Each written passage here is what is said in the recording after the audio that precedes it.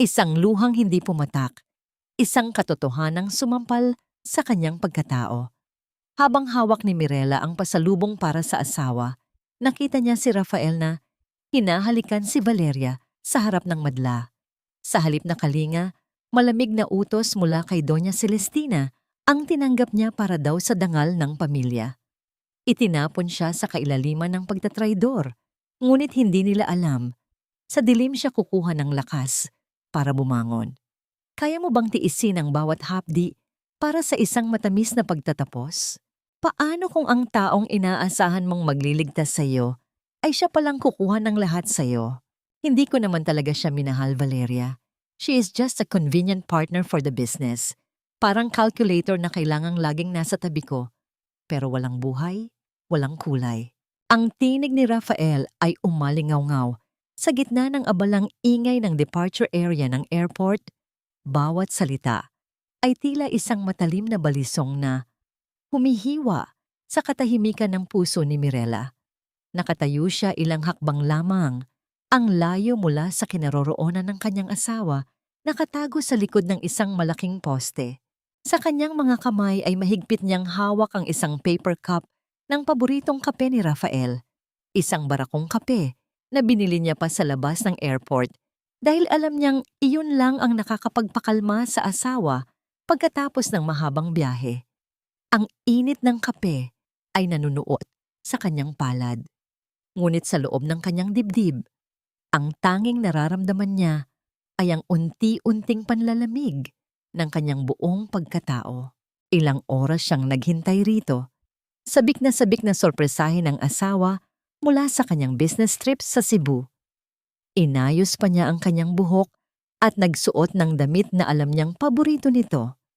Ngunit ang sorpresang inihanda niya ay naging isang malupit na biro ng tadhana. Doon, sa harap ng maraming tao, nakita niya si Rafael na nakayakap sa bewang ni Valeria, ang babaeng itinuring niyang pinakamatalik na kaibigan, ang taong pinagkatiwalaan niya ng mga sikreto ng kanilang tahanan. "Don't say that, Rafael. Baka marinig ka ng asawa mo," bulong ni Valeria na may kasamang malanding hagik-hik habang ang kanyang mga daliri ay mapaglarong humahaplos sa kurbata ni Rafael. Ang kislap ng mga mata ni Valeria ay puno ng tagumpay, isang anyo ng pagtatraidor na hindi kailanman inakala ni Mirela na makikita niya. Hayaan mo siya. Mirela is too dull to notice anything.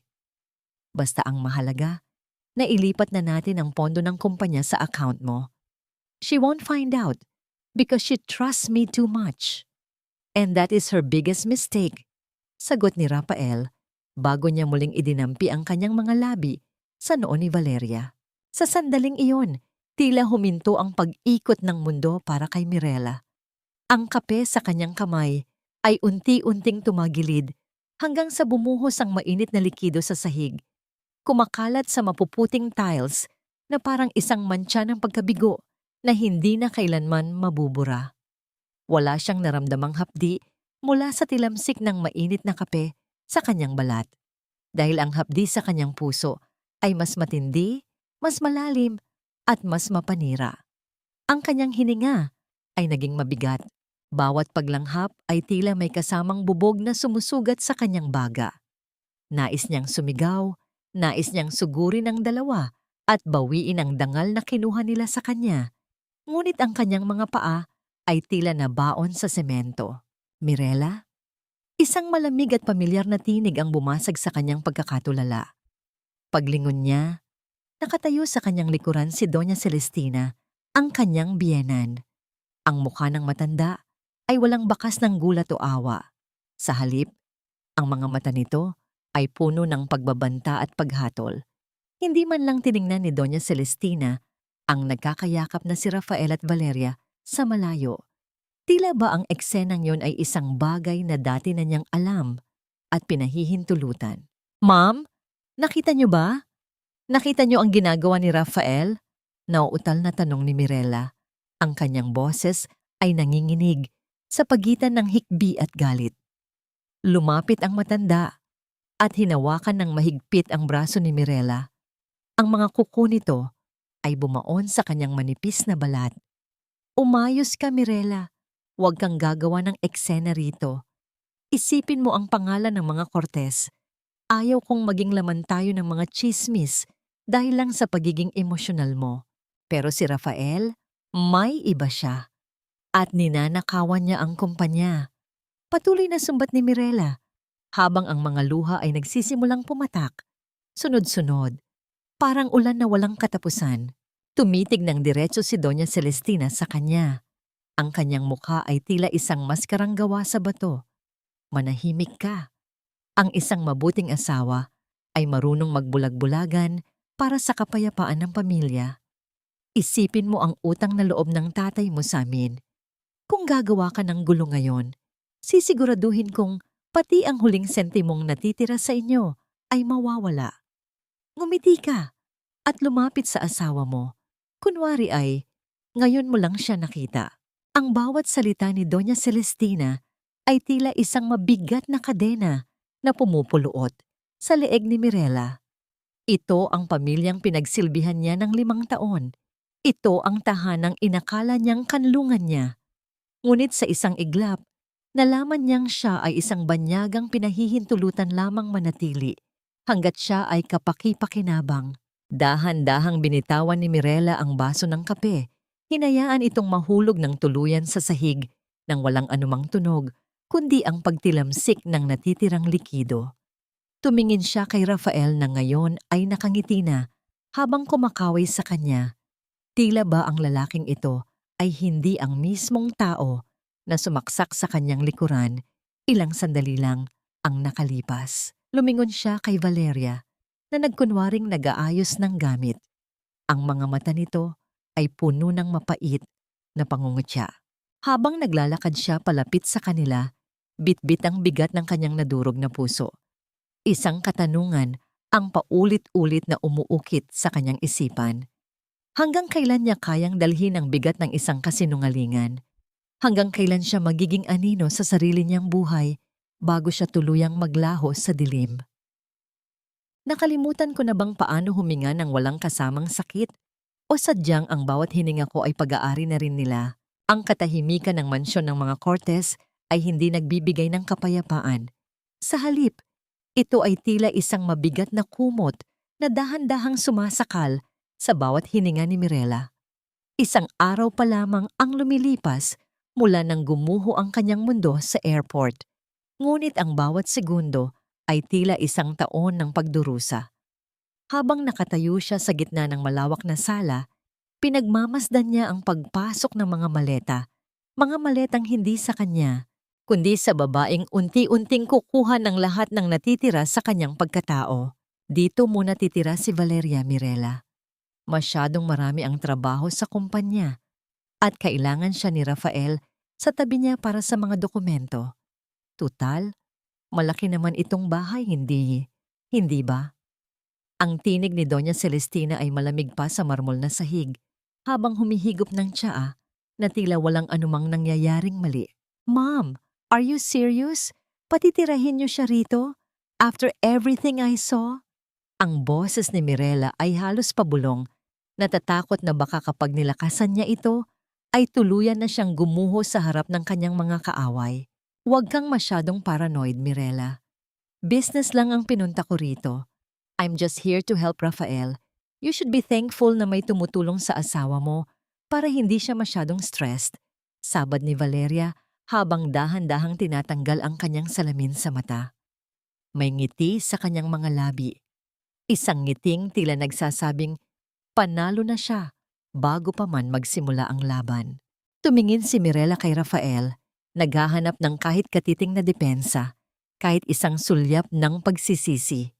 Ngunit ang kanyang asawa ay abala sa pag-aayos ng kanyang kurbata. Tumitingin sa salamin na tila ba ang presensya ni Mirela ay isa lamang kasangkapan sa bahay na walang pakiramdam. Ayusin mo na ang guest room sa tabi ng kwarto natin, Mirela. Make sure the sheets are fresh. Ayaw ni Valeria ng amoy kulob. Utos ni Rafael. Ang kanyang boses ay walang bakas ng emosyon, parang nakikipag-usap lamang sa isang katulong. Ang bawat hakbang ni Mirela paakyat ng hagdan ay tila may kasamang libu-libong tinik.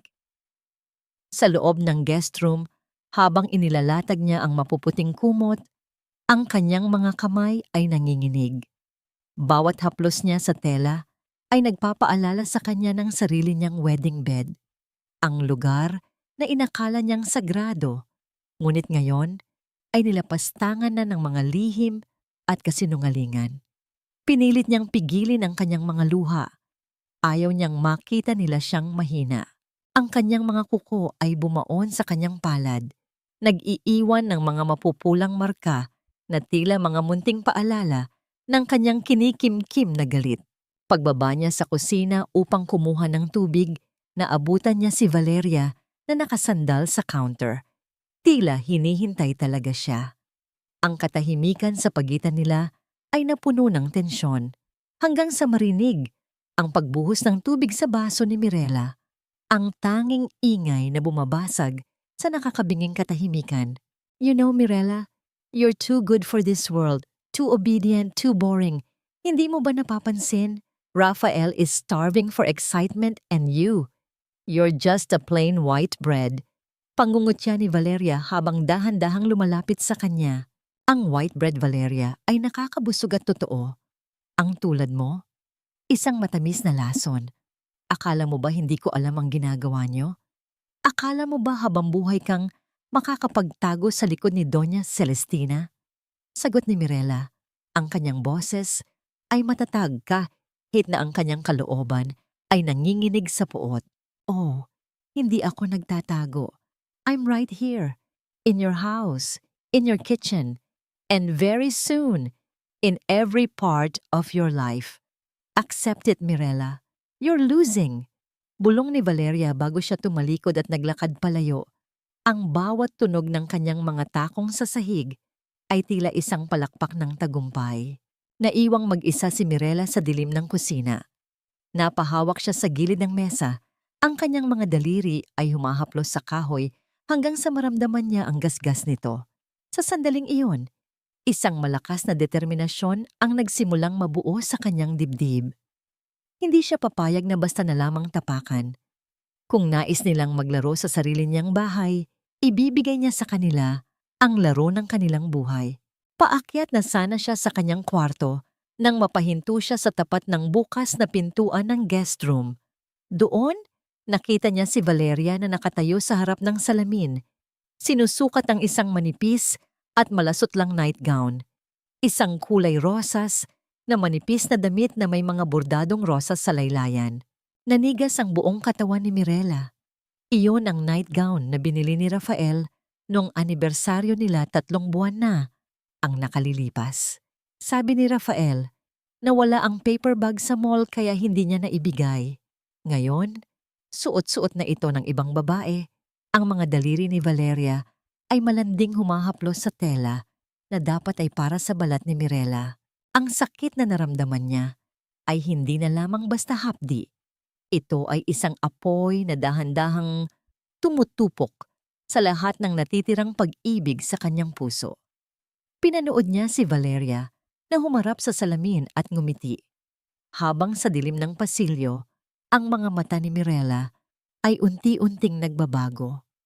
Mula sa luha, patungo sa isang malamig at matalim na paniningil.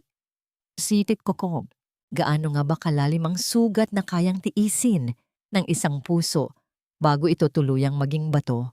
At kailan magsisimula ang pagguho ng mga pader na kanilang itinayo sa ibabaw ng aking pagdurusa? Sa bawat sulok ng mansyong ito, tila nakaukit ang mga alaala ng isang pangakong naging isang sumpa. Habang nakaupo si Mirela sa dulo ng mahabang hapagkainan, tinitingnan niya ang kanyang biyenan na si Doña Celestina na maselang hinihiwa ang kanyang pagkain.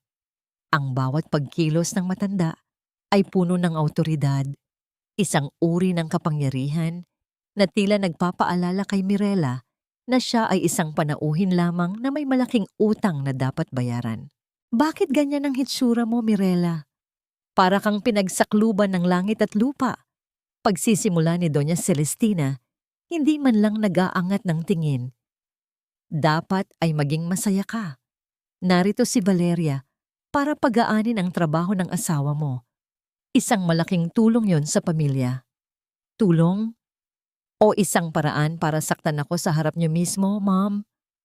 Ang boses ni Mirela ay bahagyang nanginig, ngunit pilit niyang pinanatili ang kanyang dignidad. Dahan-dahang ibinaba ni Doña Celestina ang kanyang kubyertos. Ang tunog ng metal na tumama sa mamahaling porselana ay tila isang babala na bumasag sa katahimikan ng silid. Huwag mong kalilimutan kung nasaan ka, Mirela. Nakalimutan mo na ba kung paano lumuhod ang tatay mo sa harap ko 10 taon na ang nakalilipas?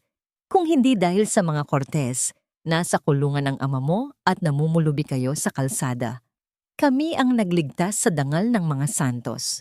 Tila bumalik ang kanyang gunita sa isang madilim at maulang gabi, kung saan nakita niya ang kanyang matapang na ama, si Don Emilio, naluhaan at nakayuko sa paanan ng mga Cortez. Ang kumpanya ng kanilang pamilya ay gumuho dahil sa isang maling desisyon ng mga kasosyo at ang tanging paraan para hindi mabulok sa rehas ang kanyang ama ay ang tulong pinansyal mula sa pamilya ni Rafael. Ang kapalit, ang kanyang kalayaan, ang kanyang kinabukasan. Ikinasal siya kay Rafael hindi dahil sa pag-ibig, kundi dahil sa isang utang na loob na tila wala ng katapusan ang interes. Hindi ko nakakalimutan, Mom. Araw-araw niyo iyong ipinapaalala sa akin. Pait na tugon ni Mirela. Mabuti naman. Kaya matuto kang lumunok ng pride. Ang utang na loob ay hindi nababayaran ng pera lang. Nababayaran ito ng katapatan at katahimikan. Kung gusto mong manatiling marangal ang pangalan ng tatay mo, tanggapin mo si Valeria nang maluwag sa loob mo. Huwag kang maging tuso. Dagdag pa ng matanda bago uminom ng tubig. Ang kanyang mga mata ay tila nanunuri, naghahanap ng anumang senyales ng pag-aalsa. Nanginig ang mga daliri ni Mirela sa ilalim ng lamesa. Piniga niya ang himulmol ng kanyang bestida hanggang sa mamuti ang kanyang mga buko-buko. Ang utang na loob na ito ay naging isang makapal na tanikala na nakagapos sa kanyang leeg, hinihigpitan sa tuwing susubukan niyang lumaban para sa sarili. Para siyang isang ibon sa gintong hawla, busog sa karangyaan, ngunit unti-unting namamatay sa kawalan ng hangin. Nabalik lamang ang diwa ni Mirela nang marinig niya ang pag-vibrate ng kanyang cellphone sa ibabaw ng lamesa. Isang notification mula sa kanyang personal banking app ang lumitaw. Ang kanyang mga mata ay nanlaki nang makita ang sunod-sunod na malalaking withdrawal mula sa kanyang joint account na konektado sa kanyang personal inheritance fund. 1 milyong piso, 3 milyong piso, at isa pang 5 milyon. Mabilis niyang kinuha ang telepono at binasa ang mensahe mula sa kanyang lihim na assistant sa kumpanya. Ma'am Mirela, may ginawang transfer si Sir Rafael mula sa account niyo patungo sa isang offshore account sa pangalan ng VR Consultancy, ang kumpanya ni Valeria. Ang hangin sa paligid ni Mirela ay tila biglang naglaho. Hindi lang pala ang kanyang asawa at ang kanyang dangal ang kinukuha nila. Ninanakawan na rin siya ng mga natitirang kayamanan na iniwan ng kanyang ina para sa kanyang kinabukasan. Ang bawat barya na pinaghirapan ng kanyang pamilya ay ginagamit na ngayon ni Rafael para palamunin ang kanyang kabit at bumuo ng bagong buhay habang siya ay unti-unting pinapatay sa loob ng mansyong ito. Tumingala si Mirela at tiningnan ng kanyang biyenan na kalmado pa ring kumakain. Alam ba ito ni Doña Celestina? O baka naman ito ang plano nila, simulat sa pool.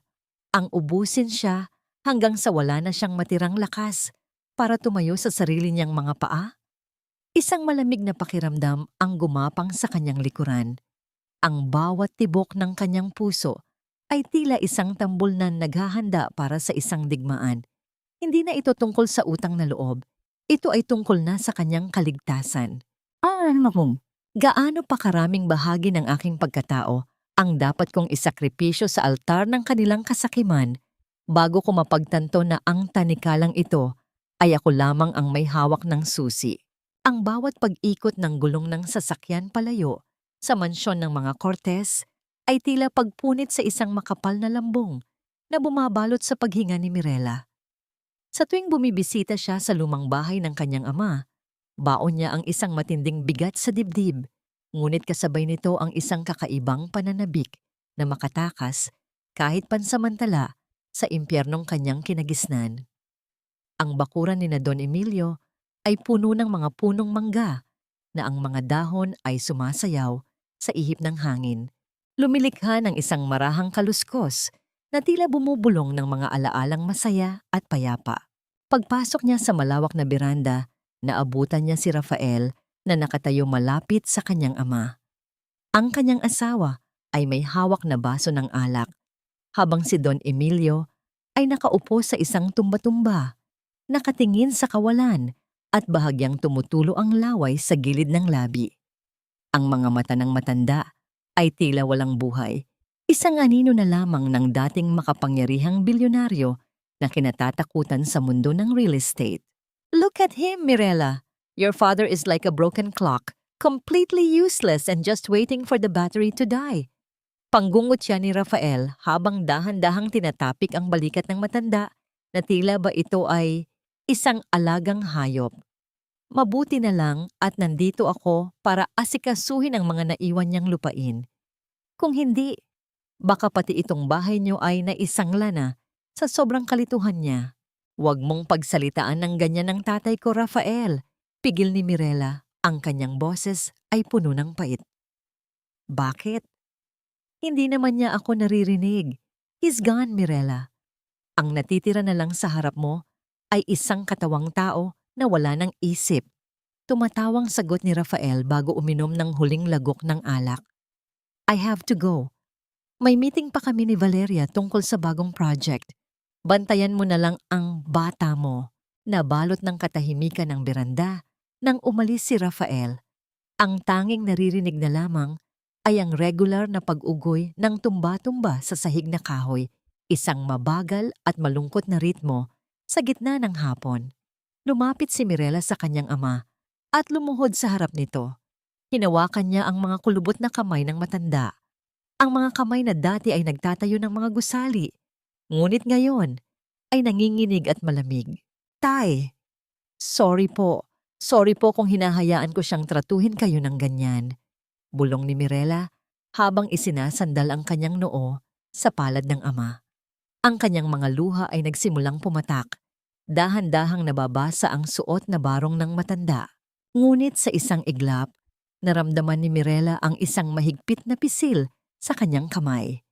Ang dating nanginginig na mga daliri ni Don Emilio ay biglang naging matatag. Dahan-dahang iniangat ni Mirela ang kanyang ulo at doon ay sinalubong niya ang mga mata ng kanyang ama. Hindi na ito ang mga matang nakatingin sa kawalan. Ang mga ito ay matalas, gising, at puno ng katalinuhan na tila ba ang lahat ng nasaksihan niya kanina ay bahagi lamang ng isang malaking pagtatanghal. Huwag kang umiyak, anak. Hayaan mong isipin nilang mahina ako. Ang kalaban ay mas madaling talunin kapag kampante silang wala tayong laban.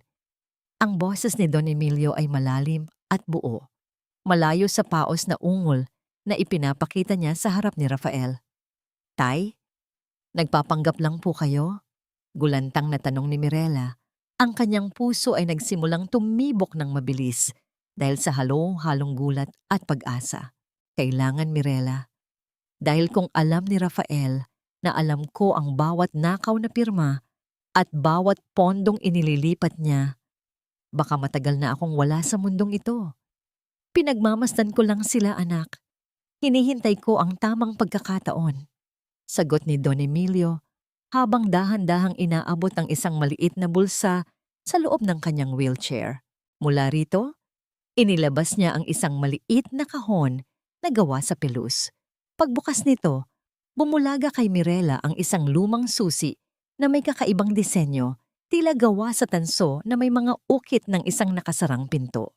Gamitin mo ito kapag handa ka na silang sunugin, Mirela.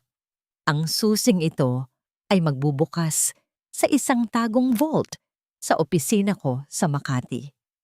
Nandoon ang lahat, ang mga orihinal na dokumento ng utang na loob na sinasabi ni Doña Celestina at ang mga ebidensyang magpapatunay na ang mga Cortez ang unang nagnakaw sa atin bago pa nila tayo niligtas. Itago mo ito. Huwag mong hahayaang makita ito kahit ng sarili mong anino. Nanginginig ang mga kamay ni Mirela nang tanggapin niya ang susi. Ang malamig na metal nito ay tila nagbibigay ng init at lakas sa kanyang buong pagkatao. Sa unang pagkakataon, sa loob ng maraming taon, naramdaman ni Mirela na hindi na siya nag-iisa sa laban na ito. Ang kanyang ama, ang lalaking inakala niyang talunan, ay siya palang magiging pinakamalakas niyang sandata. Huwag kang magmadali, anak. Hayaan mong lumaki ang kanilang mga ulo sa kasakiman.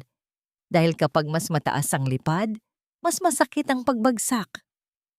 Huling bilin ni Don Emilio bago muling ibinalik ang kanyang muka sa pagiging tulala nang marinig ang yabag ng papasok na nurse. Ibinalunot ni Mirela ang kanyang kamao sa paligid ng susi. Idinikit ito sa kanyang dibdib habang pinagmamasdan ang papalayong nurse. Ngayon, ang bawat hapdi na ibinigay ni na Rafael, Valeria at Doña Celestina ay mayroon na siyang paglalagyan. Ang bawat luhang pumatak sa sahig ng Mansyong Cortez ay magiging mitya ng isang apoy na hinding-hindi nila mapapatay. Gaano nga ba kalakas ang apoy na kayang likhain ng isang susing kayang magbukas ng mga lihim na matagal nang ibinaon sa limot? At sino ang unang masusunog sa sandaling buksan ko ang pintuan ng katotohanan? Ang pagpapanggap ay isang sining na nangangailangan ng higit pa sa mahusay na pag-arte. Kailangan nito ng isang pusong handang mamatay pansamantala upang muling mabuhay sa tamang panahon. Habang nakatayo si Mirela sa harap ng salamin, pinagmamasdan niya ang sariling refleksyon. Isang simpleng bestida na kulay asul ang kanyang suot. Ang kanyang buhok ay maayos na nakatali at ang kanyang mukha ay malinis sa anumang bakas ng puot. Ang kanyang mga mata, na dati ay puno ng luha, ngayon ay tila mga lawang tahimik. Ngunit sa ilalim nito ay may naglalagablab na apoy na handang tumupok sa lahat. Isang matamis na ngiti, Mirela. Iyan ang kailangan nila. Bulong niya sa kanyang sarili.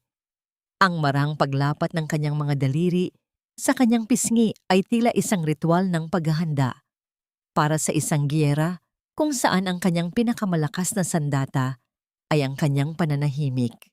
Pagbaba niya sa silid kainan, naabutan niya ang pamilya na masayang nag-aalmusal.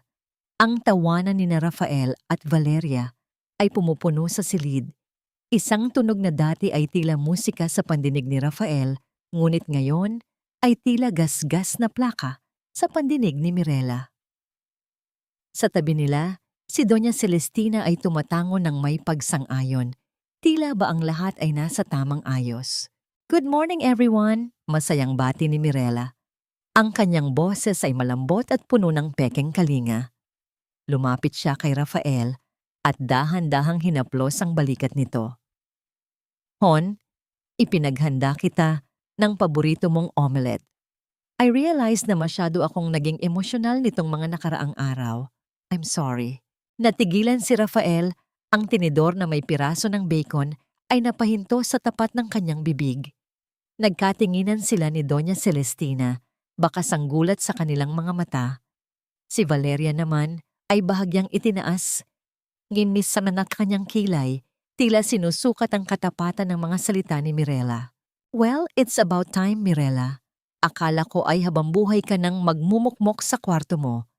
Tugon ni Doña Celestina nang may bakas ng pangungutya, ngunit may halong ginhawa.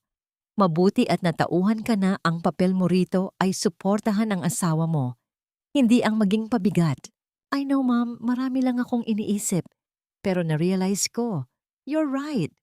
Family is everything.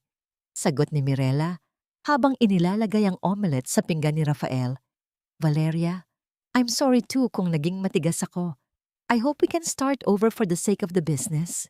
Of course, Mirela. We're all on the same team here. Sagot ni Valeria, bagaman ang kanyang mga mata ay nananatiling mapanuri. Ang pagdampi ng kanyang mga labi Sa baso ng juice ay tila isang hudyat ng pansamantalang tigil putukan. Sa buong almusal, naging perpekto si Mirela. Siya ang masunuring asawa, ang mapagkumbabang manugang, at ang maalagang kaibigan. Ngunit sa bawat I love you na sinasabi niya kay Rafael, isang bahagi ng kanyang kaluluwa ang nandidiri. Ang kanyang haplos sa braso ng asawa ay tila paghawak sa balat ng isang ahas, malamig, madulas, at mapanganib. Ngunit kailangan niya itong gawin. Kailangan niyang patulugin ang kanilang hinala upang malaya siyang makakilos sa dilim. Pagkatapos ng pagkain, niyaya siya ni Rafael sa kanyang study room. Ang amoy ng mamahaling tabako at lumang libro ay bumalot sa kanila. Umupo si Rafael sa kanyang malaking silya. Ang kanyang mukha ay puno ng isang mapanlinlang na ngiti. Mirela, since you're in a good mood and you want to help, may kailangan sana akong ipakiusap. Panimula ni Rafael habang inilalabas ang isang makapal na folder mula sa kanyang drawer. May bagong expansion project ang kumpanya and kailangan natin ng additional funding. Since ang inheritance fund mo ay naka-freeze para sa security, kailangan ko lang ng signature mo rito para magsilbing collateral. It's just a formality hon, para mapabilis ang loan natin. Tumingin si Mirela sa mga dokumento.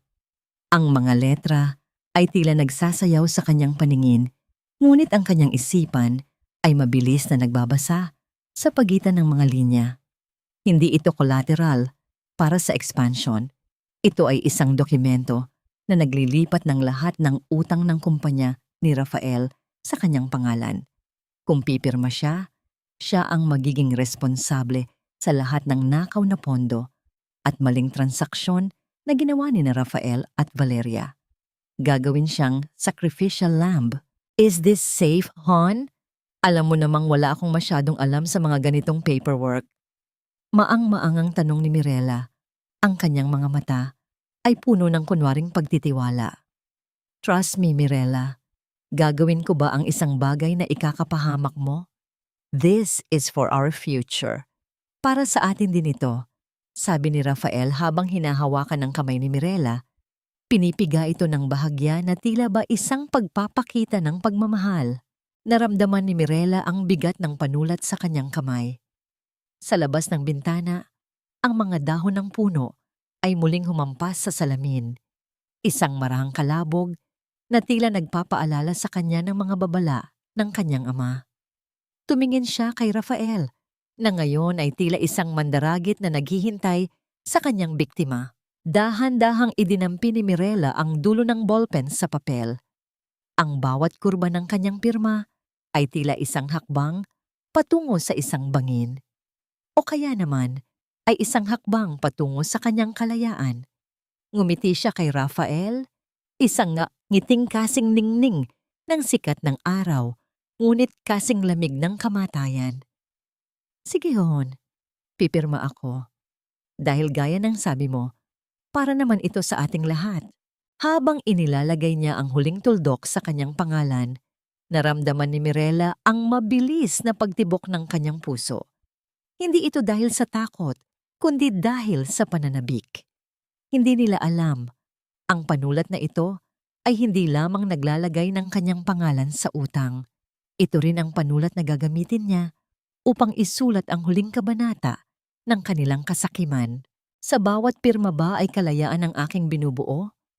O sadyang inilalagay ko lamang ang aking leeg sa bitayan upang makita kung sino ang unang hihila sa lubid?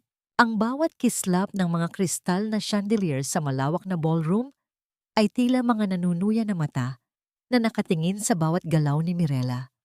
Ang gabi ng ika-10 anibersaryo ng Cortez Logistics ay puno ng karangyaan, amoy ng mamahaling pabango, mga telang seda na humahagip sa sahig, at ang marahang tunog ng mga kubyertos na tumatama sa porselana, na lumilikha ng isang ritmo ng yaman at kapangyarihan. Ngunit para kay Mirela, ang bawat dekorasyon sa silid ay tila mga palamuti sa isang libingan. Suot ang isang itim na gown na tila nagdadalamhati, pilit niyang pinanatili ang kanyang pagkakaayos habang nakatayo sa tabi ni Rafael. Ang kanyang asawa ay mukhang kagalang-galang sa kanyang tuxedo, habang sa kabilang banda naman ay naroon si Valeria. Suot ang isang pulang damit na kasing tapang ng kanyang ambisyon. Sila ang sentro ng atensyon, ang tatlong haligi ng kumpanya sa paningin ng publiko. Ngunit sa loob ni Mirela, nararamdaman niya ang unti-unting pagkapunit ng kanyang huling pasensya. Ngumiti ka, Mirela. Para kang nakakita ng multo. Bulong ni Rafael habang mahigpit na humahawak sa kanyang bewang. Ang haplos na ito, na dati ay nagbibigay sa kanya ng init, ngayon ay tila pagdampi ng isang malamig na bakal sa kanyang balat. I am smiling, Rafael. Hindi mo lang siguro mapansin dahil masyado kang abala sa pagtingin sa iba. Sagot ni Mirela sa isang mahinang tinig, sapat lamang para marinig ng asawa habang ang mga flash ng kamera ay nagpapatuloy sa kanilang harapan. Dumating ang sandali ng pag-akyat sa entablado. Ang tunog ng palakpakan ng mga panauhin ay tila isang malakas na agos ng tubig na bumabalot sa buong silid. Habang naglalakad sila, naramdaman ni Mirela ang mga mapanuring tingin ng mga matatandang sosyalite at mga kasosyo sa negosyo. Alam ng lahat ang usap-usapan, ang mga bulong-bulungan tungkol sa tragedy of the perfect wife. Ngunit walang sino man ang may lakas ng loob na magsalita. Sa gitna ng entablado, si Doña Celestina ang kumuha ng mikropono. Ang kanyang boses ay umalingaw-ngaw ng may awtoridad. Ang gabing ito ay hindi lamang para sa tagumpay ng aming kumpanya, kundi para sa katatagan ng aming pamilya. Sa pangunguna ng aking anak na si Rafael at ang suporta ng kanyang butihing asawa na si Mirela at ang aming katuwang na si Valeria. Naramdaman ni Mirela ang pag-akyat ng pait sa kanyang lalamunan. Ang pagbanggit sa pangalan ni Valeria sa parehong antas ng kanyang pangalan ay isang hayagang sampal sa kanyang pagkatao. Tumingin siya sa mga tao at doon, sa gitna ng madla, nakita niya ang kanyang ama na si Don Emilio. Nakaupo ito sa kanyang wheelchair, nakatingin sa kanya ng may malalim na kahulugan. Ang mga mata ng matanda ay tila nagsasabing, "Magtiis ka, anak. Malapit na." Pagkatapos ng talumpati, bumaba si Mirela upang huminga ng malalim sa isang madilim na sulok ng balkonahe. Ang malamig na hangin ng gabi ay humahalik sa kanyang balat, nagbibigay ng panandaliang ginhawa mula sa nasasakal na atmosfera sa loob. Ngunit hindi siya hinayaan ng tadhana na mapag-isa. Beautiful party, isn't it? Masyadong bagay sa akin ang pulang motif ng gabing ito. Don't you think? Ang tinig ni Valeria ay tila isang matalim na kuko na kumakalmot sa katahimikan. Lumapit siya kay Mirela, hawak ang isang baso ng champagne. Ang pula ay kulay ng babala, Valeria. At sa gabing ito, ikaw ang babalang iyon para sa sarili mo. Malamig na tugon ni Mirela, hindi man lang tinitingnan ang babae. You're so bitter, Mirela. Why don't you just accept your fate? Rafael chose me. Ang kumpanyang ito, ang buhay na ito, sa akin na ito magsisimula bukas. Pangungutya ni Valeria bago dahan-dahang ininom ang kanyang alak. Ang kanyang mga mata ay nagniningning sa kasamaan. Akma sanang sasagot si Mirela nang maramdaman niya ang pag-vibrate ng kanyang cellphone sa loob ng kanyang maliit na bag. Mabilis niya itong kinuha, iniisip na baka ito ay mula sa nurse ng kanyang ama. Ngunit ang pangalang lumitaw sa screen ay mula sa isang hindi kilalang numero. Isang lunsad ng pag-asa sa gitna ng kadiliman. Binuksan niya ang mensahe. At ang kanyang hininga ay tila tumigil sa kanyang lalamunan. Ang bawat salitang nakasulat ay tila isang kidlat na gumuhit sa madilim niyang langit. Nasa akin na ang lahat ng ebidensya ng pagnanakaw ni Rafael sa pondo ng kumpanya. Bawat peking resibo at bawat transfer sa account ni Valeria ay dokumentado na. Handa ka na bang tapusin ang palabas na ito? Nanginig ang mga daliri ni Mirela habang hawak ang telepono. Tumingin siya pabalik sa loob ng ballroom kung saan makikita si Rafael na tumatawa, kasama ang mga opisyales at si Doña Celestina na prenteng nakaupo sa kanyang trono. Ang kanilang vague na mundo ay tila isang kastilyong gawa sa buhangin na handa ng ano rin ng susunod na alon. Isang mapait ngunit matapang na ngiti ang dahan-dahang gumuhit sa mga labi ni Mirella. Ang hapdi na kanyang kinikimkim sa loob ng maraming gabi ay tila nakahanap na ng kanyang lunas. Hinarap niya si Valeria, na ngayon ay nagtatakang nakatingin sa biglaang pagbabago ng kanyang aura. Valeria, enjoy your night dahil ito na ang huling gabing magiging ganito katingkad ang iyong kulay. Bulong ni Mirella bago siya tumalikod at naglakad pabalik sa loob. Ang bawat hakbang niya ay puno ng isang bagong natuklasang kapangyarihan. Ngunit bago pa man siya makarating sa kanyang upuan, isang malakas na tunog ng pagbasag ng porselana mula sa loob ng ballroom ang pumunit sa musika. Ang lahat ay napahinto. Ang mga mata ng mga tao ay nakatutok sa gitna, kung saan isang hindi inaasahang panauhin ang nakatayo. Hawak ang isang makapal na envelope na kulay kape. Sa bawat lihim na nabubunyag, sino nga ba ang tunay na mawawalan? At sa pagbagsak ng kanilang maskara, handa na ba akong harapin ang mukha ng katotohanang matagal ko nang kinatatakutan? Ang tunog ng porselanang nagkapira-piraso sa sahig ay tila isang babalang pumunit sa himig ng orkestra at nagpatahimik sa buong ballroom. Ang lahat ng mata ay nakatuon sa lalaking hingal na hingal at may hawak na makapal na envelope. Ang kanyang mukha ay puno ng pawis at galit habang nakatingin kay Rafael. Hindi ito isang estranghero. Siya si Mang Carding, ang matagal ng warehouse supervisor na biglang tinanggal ni Rafael noong nakaraang buwan nang walang sapat na dahilan. Sir Rafael, akala niyo ba matatahimik niyo ako sa pera niyo? Sigaw ni Mang Carding, ang kanyang boses ay nanginginig sa pagitan ng puot at kawalang pag-asa. Narito ang lahat ng ebidensya kung paano niyo pinapalabas na maayos ang kumpanya habang ang mga tauhan niyo ay hindi na pinapakain ng tama. Agad na lumapit ang mga security guard, ngunit bago pa man nila mahawakan ang matanda, mabilis na kumilos si Doña Celestina. Tumayo siya mula sa kanyang upuan ng may marangyang tindig, bagaman ang kanyang mga mata ay nagpapakita ng isang panganib na tila isang ahas na handang manuklaw. Palabasin ang taong iyan, isang lasing na gustong sirain ang gabing ito. Malamig na utos ni Doña Celestina. Ang kanyang tinig ay hindi man lang tumaas, ngunit sapat na ito upang muling gumalaw ang mga tauhan. Rafael, ayusin mo ito. Huwag mong hayaang madumihan ang pangalan natin. Pinanood ni Mirella ang eksena nang may kakaibang pakiramdam sa kanyang dibdib. Habang kinaladkad palabas si Mang Carding, ang envelope na hawak nito ay nalaglag at nayurakan ng mga paa ng mga nagkakagulong tao. Tumingin siya kay Rafael. Ang kanyang asawa ay maputla. Ang mga kamay nito ay nanginginig habang pilit na inaayos ang kanyang tuxedo. Sa tabi nito, si Valeria ay tila isang pusang handang tumalon. Ang mga mata nito ay mabilis na nagmamasid sa paligid. Hinahanap kung sino ang maaring nakakita sa kislap ng katotohanan. Lumipas ang gabi na tila isang masamang panaginip. Pag-uwi sa mansyon, ang hangin ay puno ng hindi masabing tensyon. Sa loob ng kanyang silid, hindi mapakali si Mirella. Alam niyang nagsisimula na ang pagbitak ng mga pader ng mga Cortez.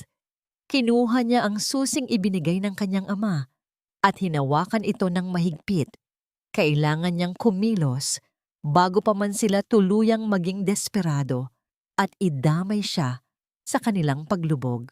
Kinabukasan, habang nasa opisina, sinimulan ni Mirella ang kanyang unang hakbang.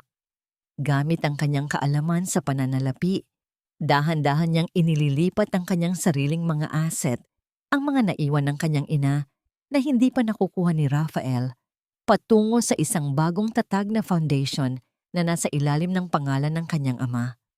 Ginagawa niya ito ng may pag-iingat, tila isang anino na hindi nag-iiwan ng bakas. You're very busy today, Mirella.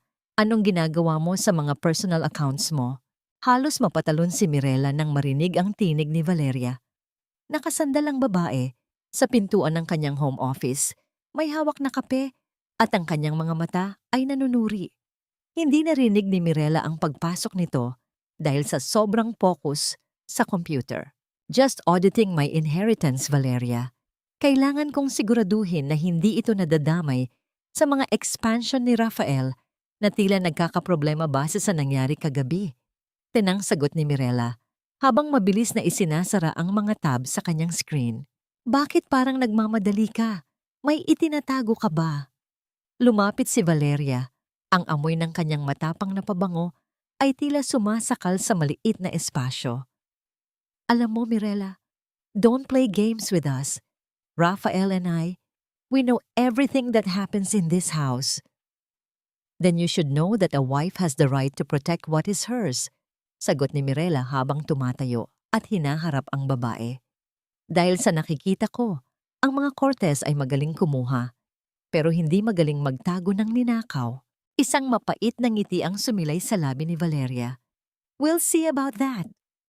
Nang hapong iyon, sinadya ni Mirela na lumabas ng bahay upang bisitahin ang kanyang ama, ngunit iniwan niyang bahagyang bukas ang drawer ng kanyang lamesa. Sa loob nito, naglagay siya ng isang folder na may mga peking dokumento, magapapel na magtuturo sa isang bank account na walang laman, ngunit mukhang naglalaman ng milyon-milyon. Ito ay isang patibong, isang paraan upang makita kung hanggang saan ang kayang gawin ni Valeria upang sirain siya. Habang nasa biyahe, tumingin si Mirela sa labas ng bintana. Ang ulan ay nagsimulang pumatak sa salamin. Ang bawat patak ay tila isang luhang hindi na niya kailangang iluha pa. Alam niyang sa mga sandaling ito, tiyak nalilingat si Valeria at papasok sa kanyang silid. Sa loob ng mansyon, habang wala si Mirela, dahan-dahang pinihit ni Valeria ang doorknob ng opisina ni Mirela. Ang katahimikan ng bahay ay tila humihimok sa kanya na magpatuloy. Pumasok siya at agad na dumiretso sa lamesa. Nakita niya ang drawer na hindi lapat ang pagkakasara. Dahan-dahan niyang hinila ang drawer. Ang tunog ng kahoy na nagkiskisan ay tila isang bulong ng pagkakataon. Nakita niya ang folder. Kinuha niya ito at mabilis na binuklat ang mga pahina. Ang kanyang mga mata ay nanlaki nang makita ang mga numero at ang mga selyo ng bangko. Sinasabi ko na nga ba, may itinatago ka, Mirela. Bulong ni Valeria sa dilim, habang ang isang malupit na plano ay nagsisimulang mabuo sa kanyang isipan. Ngunit hindi niya napansin na sa isang sulok ng kisame, ang maliit na pulang ilaw ng isang hidden camera na itinanim ni Mirela ay tahimik na kumukurap. Itinatala ang bawat galaw ng ahas sa loob ng kanyang teritoryo. Sino nga ba ang tunay na nagmamasid at sa paghahanap ng aking mga lihim? Hindi mo ba namamalayan na ang sarili mong mga hakbang ang siyang maglalagay sa iyo sa loob ng isang rehas na hindi mo na matatatakasan? Ang ulan sa labas ay tila isang walang katapusang pagtangis ng langit, humahampas sa mga bintana ng mansyon na parang mga maliliit na daliring naggagalaiti sa salamin. Ang bawat patak ay naglalakbay pababa, bumubuo ng mga guhit na tila mga pilat sa madilim na gabi. Sa loob ng silid, tanging ang malamig na liwanag mula sa labas ang nagbibigay ng anyo sa mga gamit na dati ay simbolo ng karangyaan. Ngunit ngayon ay tila mga anino na lamang ng isang naghihingalong tahanan. Nakatayo si Mirela sa gitna ng silid, yakap ang sarili, habang ang lamig ng aircon ay humahalik sa kanyang balat. Narinig niya ang marahang pagpihit ng doorknob at ang pagbukas ng pinto na sinundan ng mabibigat na yabag ni Rafael sa alpombra. Amoy alak ang asawa at ang bawat hakbang nito ay tila isang paglapastangan sa katahimikan ng gabi. Bakit ka pagising, Mirela? You look like a ghost standing there in the dark. Bored na tanong ni Rafael habang tinatanggal ang kanyang tuksido at ibinabato ito sa sofa nang walang pakundangan. Rafael, kailangan nating mag-usap. 5 years! 5 taon kitang minahal, pinagsilbihan, at binigyan ng lahat. Ganito na lang ba talaga tayo? Isang malaking palabas para sa mga Cortez? Ang boses ni Mirela ay gumaralgal Ang bawat salita ay tila isang pagsisikap na huwag tuluyang mabasag ang kanyang boses. Huminga ng malalim si Rafael, isang buntong hininga na puno ng pagkabagot at kawalan ng pakialam. Lumingon siya sa asawa. Ang kanyang mga mata ay walang bakas ng init o kahit katiting na pagsisisi. You want the truth, Mirella? Fine. Sawa na rin akong magkunwari. I never loved you. Not for a single second. You were just a means to an end. Ang pamilya mo, ang pangalan ng tatay mo, ang malinis ninyong reputasyon sa business world, iyan ang kailangan ko. You were the perfect bridge for my ambitions. Parang may isang matulis na bagay na bumaon ng malalim sa dibdib ni Mirella. Ang hangin sa kanyang paligid ay tila naglaho, at ang kanyang puso ay tumitok ng mabilis. Bawat tibok ay nagbibigay ng hapdi na gumuguhit hanggang sa kanyang lalamunan. Napakapit siya sa gilid ng kama. Ang kanyang mga daliri ay nabaon sa mamahaling tela ng bedsheet hanggang sa manginig ang kanyang buong braso. Bridge? So, business transaction lang pala ang lahat ng ito para sa'yo. Ang mga gabi na inalagaan kita, ang mga sakripisyo ko para sa kumpanya nyo. Wala lang lahat iyon? Rafael let out a short, dry laugh na tila isang latay sa pagkatao ni Mirella. Loyalty is cheap, Mirella.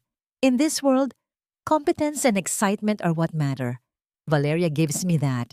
She's sharp, she's ambitious, and she's not as boring as you. Ikaw? You're just a martyr wife who thinks tears can solve everything. Kung hindi dahil sa yaman ng mga santos, baka hindi man lang kita tiningnan noon. Ang bawat salita ni Rafael ay tila mga bubog na isinasaksak sa mga bukas na sugat ni Mirella. Ang kanyang mga mata ay nanlabo dahil sa mga luhang pilit niyang pinipigilan. Ngunit ang init ng mga ito ay gumagapang na sa kanyang mga pisngi. Ang kanyang pakiramdam ay tila isang basong kristal na nahulog sa matigas na semento. Hindi lang basta nabasag, kundi naging pino at nagkalat na hindi na kailanman mabubuo pa. Lumapit si Rafael sa kanya. Ang kanyang muka ay ilang pulgada na lamang ang layo, ngunit ang distansya ng kanilang mga kaluluwa ay tila kasing lawak na ng karagatan. Don't cry, Mirella. It makes you look even more pathetic. Just stay in your lane. Be the good wife in front of the cameras, and I'll let you keep your title. That's the best deal you're going to get. Tumalikod si Rafael at pumasok sa banyo. Iniwan si Mirella na nakatayo sa gitna ng kadiliman. Doon, sa gitna ng nakakabinging katahimikan na tanging ang mahinang pag-agos ng tubig mula sa gripo, ang naririnig, naramdaman ni Mirella ang isang kakaibang pagbabago. Ang sakit na tila tumutupok sa kanya kanina ay unti-unting lumalamig, nagiging isang matigas at matalim na yelo. Dahan-dahan siyang naglakad patungo sa balkonahe. Binuksan niya ang pinto at hinayaan ang malamig na hangin at ang amoy ng basang lupa na bumalot sa kanya. Hindi na siya umiiyak. Ang kanyang mga mata ay tuyo na at ang bawat patak ng ulan na tumatama sa kanyang mukha ay tila naghuhugas sa huling bakas ng kanyang kahinaan. Tumingin siya sa malayo, sa mga ilaw ng lungsod na kumukutitap sa gitna ng bagyo. Doon niya napagtanto na ang Mirella na pilit umuunawa, ang Mirella na pilit nagliligtas sa isang relasyong matagal ng patay, ay kasama na ring inanod ng ulan sa gabing ito. Ang babaeng nakatayo ngayon sa balkonahe ay wala nang ititira para sa kanila. Sa bawat hapdi ba ay may katapat na paniningil, at sa sandaling maubos ang aking mga luha, ano na lamang ang matitira sa pusong tanging puot na ang alam na ititok.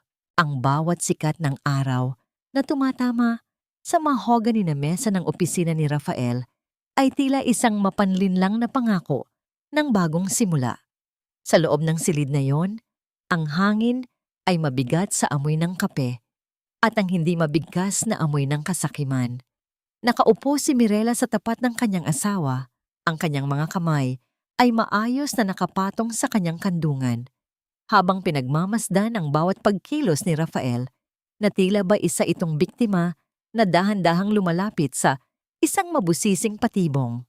Ito na ang pagkakataon natin, Rafael. Noong dinalaw ko si tatay kahapon, may naipit siyang mga dokumento tungkol sa Project Blue Horizon, isang offshore real estate development sa Palawan na matagal nang itinatago ng pamilya namin.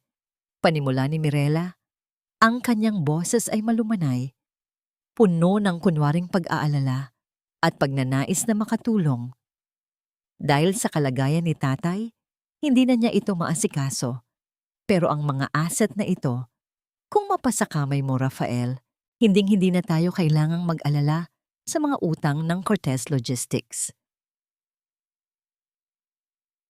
Kumislap ang mga mata ni Rafael. Ang pagbanggit sa pangalang Blue Horizon ay tila isang himig ng kayamanan na matagal na niyang hinahangad. Mabilis niyang kinuha ang mga papel na inilatag ni Mirela sa mesa. Ang kanyang mga daliri ay nanginginig sa pananabik habang binabasa ang mga numerong gawa-gawa lamang ni Mirela at ng kanyang ama sa dilim ng gabi. Are you sure about this, Mirela? Bakit ngayon mo lang ito sinabi sa akin? Tanong ni Rafael, bagaman ang kanyang isipan ay abala na sa pag-iisip kung paano niya ito gagamitin para sa sarili nilang kapakanan ni Valeria. Dahil natatakot ako, Rafael. Natatakot ako na baka mawala ang lahat sa atin pagkatapos ng nangyari sa airport at sa party. Gusto kong ayusin ang pamilya natin. At kung ito ang paraan para makuha ko muli ang tiwala mo at ni Mom, gagawin ko. Sagot ni Mirela.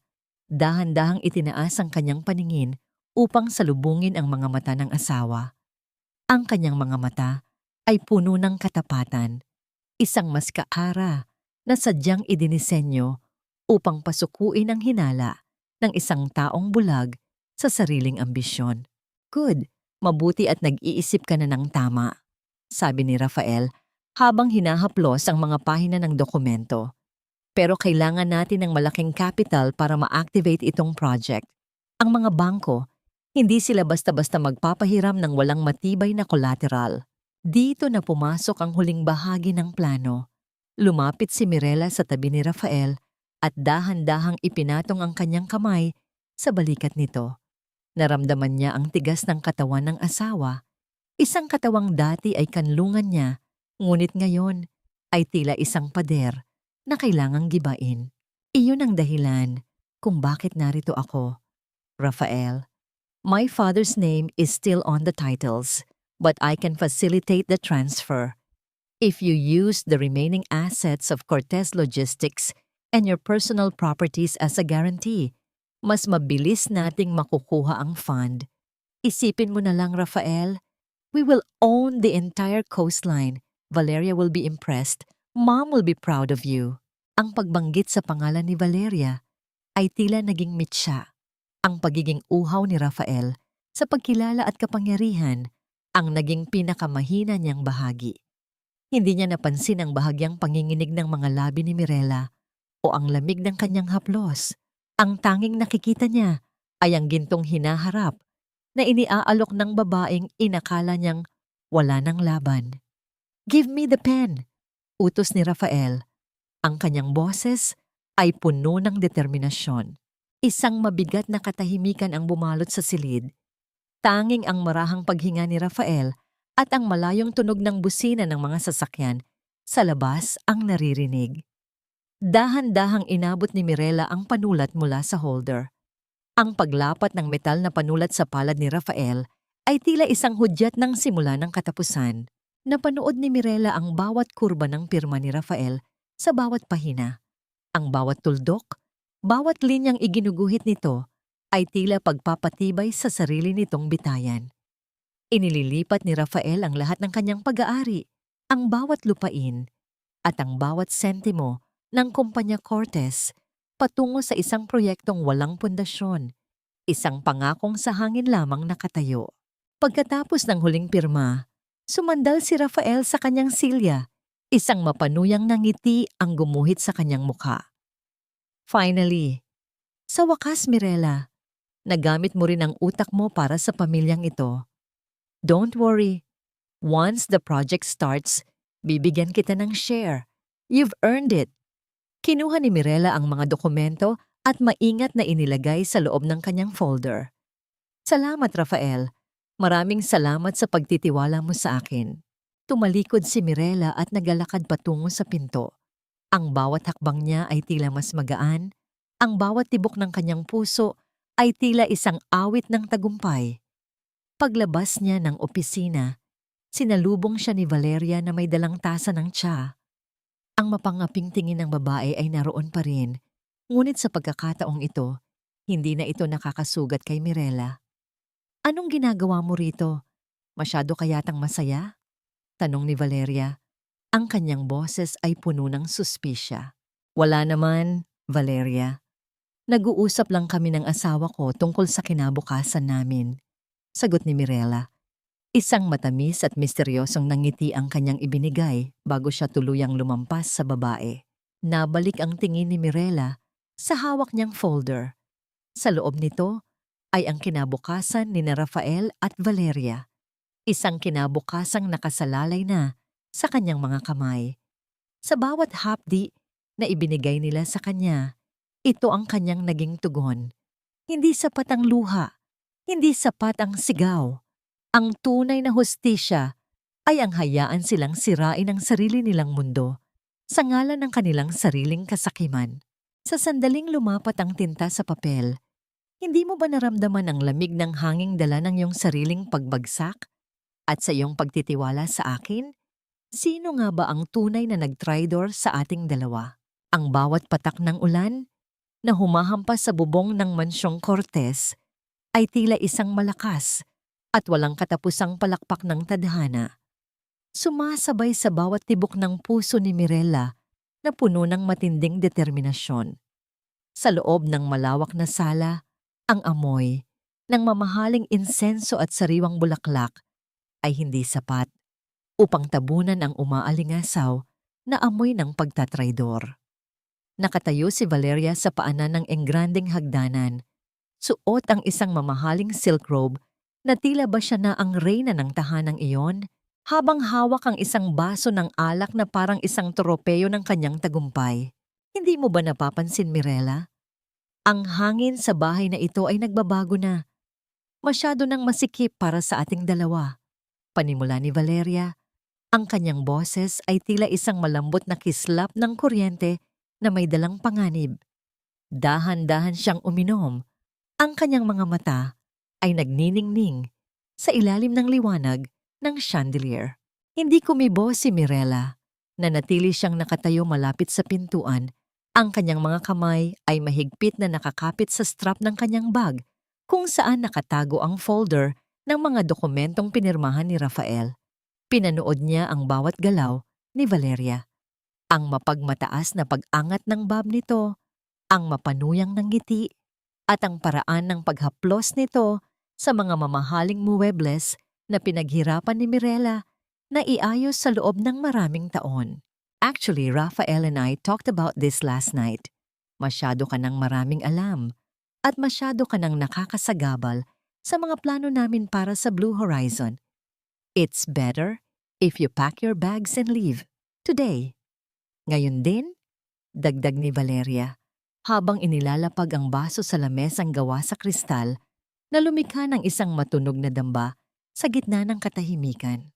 Leaving? Valeria, 5 taon ko itong naging tahanan. 5 taon kong binuo ang bawat sulok ng buhay ni Rafael. At ngayon, ikaw na kahapon lang pumasok ang magsasabi sa akin na umalis? Ang boses ni Mirela ay kalmado, ngunit ang bawat salita ay may bigat ng 1,000 sakripisyo. Isang mapanuyang tunog ang lumabas sa bibig ni Valeria. Isang tawa na walang bakas ng saya, kundi puro pangungutya. Sacrifice? Loyalty? Mirela, in this world, those are just words for the weak. Rafael signed everything. Ang kumpanya, ang mga ari-arian, ang lahat ng hawak mo. Unti-unti nang lumilipat sa amin. You are nothing now but a name on a piece of paper that's about to be shredded. Bakit mo pa ipagpipilitan ang sarili mo sa taong hindi ka naman mahal? Lumapit si Valeria kay Mirela. Ang distansya nila ay naging sapat na upang maamoy ni Mirela ang matapang na pabango ng babae, isang amoy na tila sumasakal sa kanyang alaala. Don't make this harder for yourself. Umalis ka na nang may kaunting dignidad na natitira. O gusto mo bang ipakaladkad kita sa mga security guard sa harap ng lahat ng kapitbahay niyo? Sa sandaling iyon, tila huminto ang ulan sa labas para lamang pakinggan ang katahimikan ni Mirela. Ang bawat hapdi, bawat sampal ng katotohanan at bawat gabing iniyakan niya sa dilim ay biglang nagtipon-tipon upang maging isang matigas na baluti. Dahan-dahang binitawan ni Mirela ang strap ng kanyang bag at tumingin ng diretso sa mga mata ni Valeria. Ang kanyang paningin ay hindi na puno ng luha. Ito ay puno ng isang nakakamatay na kapanatagan. Isang dahan-dahang ngiti ang gumuhit sa mga labi ni Mirela. Isang ngiting hindi inaasahan ni Valeria. Ito ay hindi ngiti ng isang talunan, kundi ngiti ng isang taong nakakaalam ng isang sikretong kayang magpabagsak sa isang kaharian. Alam mo, Valeria, tama ka. Masyado ngang masikip ang bahay na ito para sa ating dalawa. Bulong ni Mirela. Ang kanyang tinig ay malamig at matatag na tila isang talim ng yelo. Good! So, kailan ka mag-eempake? Tanong ni Valeria. Ang kanyang mukha ay bahagyang naguluhan sa biglaang pagbabago ng aura ni Mirela. Lumapit si Mirela ng isang hakbang, sapat na upang makita ni Valeria ang kislap ng tagumpay sa kanyang mga mata. Hindi ako ang aalis, Valeria. Ikaw.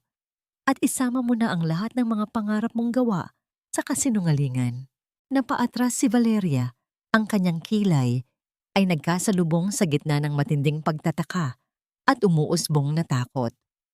What are you talking about? Rafael owns this place. He signed the papers. Rafael signed the papers, yes. But he didn't read the fine print. At ikaw, hindi mo ba naisip kung kaninong pangalan ang nakasulat sa orihinal na titulo ng lupang kinatatayuan mo ngayon? Tanong ni Mirela habang dahan-dahang inilalabas ang isang dokumento mula sa kanyang bag. Sa loob ng 10 minuto, darating ang mga abogado ng pamilya Santos at sisiguraduhin ko na wala kang madadalang kahit isang hibla ng damit mula sa mansyong ito. Ang katahimikan sa sala ay naging kasing bigat ng isang hatol ng kamatayan. Ang mukha ni Valeria ay iunti-unting nawalan ng kulay habang si Mirela ay nananatiling nakatayo ng may dangal, pinagmamasdan ang unti-unting pagguho ng kumpiyansa ng ahas na nasa kanyang harapan.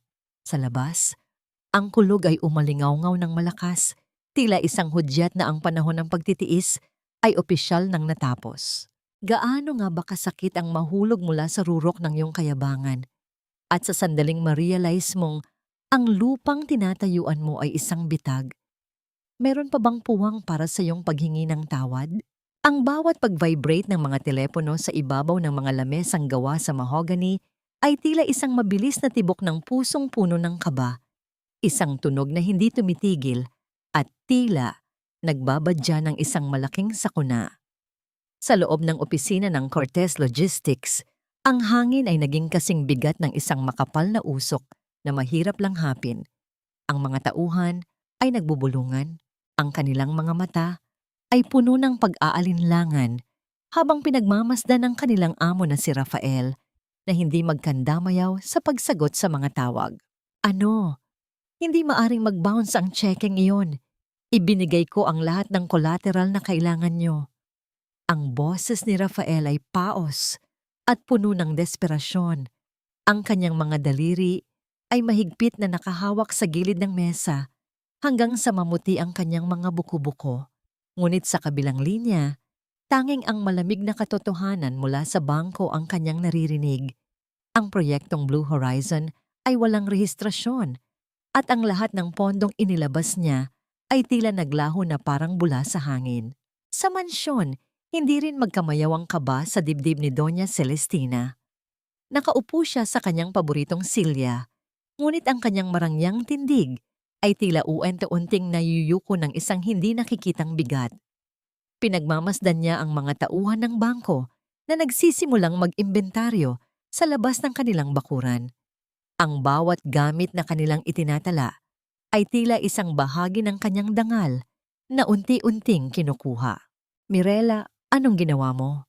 Ang tanong ni Doña Celestina ay punong-puno ng pait nang makita niya ang kanyang manugang na dahan-dahang bumababa ng hagdan. Ang mukha ng matanda ay maputla, ang kanyang mga kamay ay nanginginig, habang hawak ang isang baso ng tubig na tila ba ito na lamang ang tanging bagay na nagpapanatili sa kanya sa mundong ito. Ginawa ko lang ang nararapat, ma'am. Ipinakita ko lang sa inyo kung gaano kadaling mawala ang lahat kapag ang pundasyon ng inyong buhay ay gawa sa kasinungalingan, tenang sagot ni Mirela. Ang kanyang boses ay malambot, ngunit may talim ng isang matalas na espada. Akala mo ba ay mananalo ka? Ang pangalang Cortez ay hindi basta-basta mabubura. Ang yaman ng pamilyang ito ay nagmula sa pawis at dugo ng mga ninuno ni Rafael. Bulyaw ni Doña Celestina, pilit na ibinabalik ang kanyang dating awtoridad. Isang mapait na ngiti ang sumilay sa mga labi ni Mirela. Dahan-dahan niyang inilabas ang isang lumang folder mula sa kanyang bag. Ang folder na nakuha niya gamit ang susing ibinigay ng kanyang ama. Dugo at pawis? O nakaw at panlilinlang? Ma'am, baka gusto niyo munang basahin ito bago niyo ipagmalaki ang dugo ng inyong anak. Inilapag ni Mirela ang mga dokumento sa harap ng matanda. Ang mga papel ay tila mga anino ng nakaraan na matagal nang ibinaon sa limot. Ngunit ngayon ay muling nabubuhay upang maningil. Ang bawat pahina ay naglalaman ng mga legal na affidavit at isang lumang resulta ng pagsusuring medikal na tila isang hatol ng kamatayan para sa dangal ng mga Cortez. Nanginig ang mga kamay ni Doña Celestina habang binabasa ang mga salitang nakasulat. Ang kanyang hininga ay naging mababaw at ang bawat salita ay tila isang sampal na nagpabagsak sa kanyang huling depensa. Doon, sa mga dokumentong itinatago ni Don Emilio sa loob ng maraming taon, nakasulat ang katotohanang kayang bumura sa buong pagkatao ni Rafael. Ang asawa ni Doña Celestina, ang namayapang si Don Ricardo Cortez, ay nalamang baog ilang taon bago ipanganak si Rafael.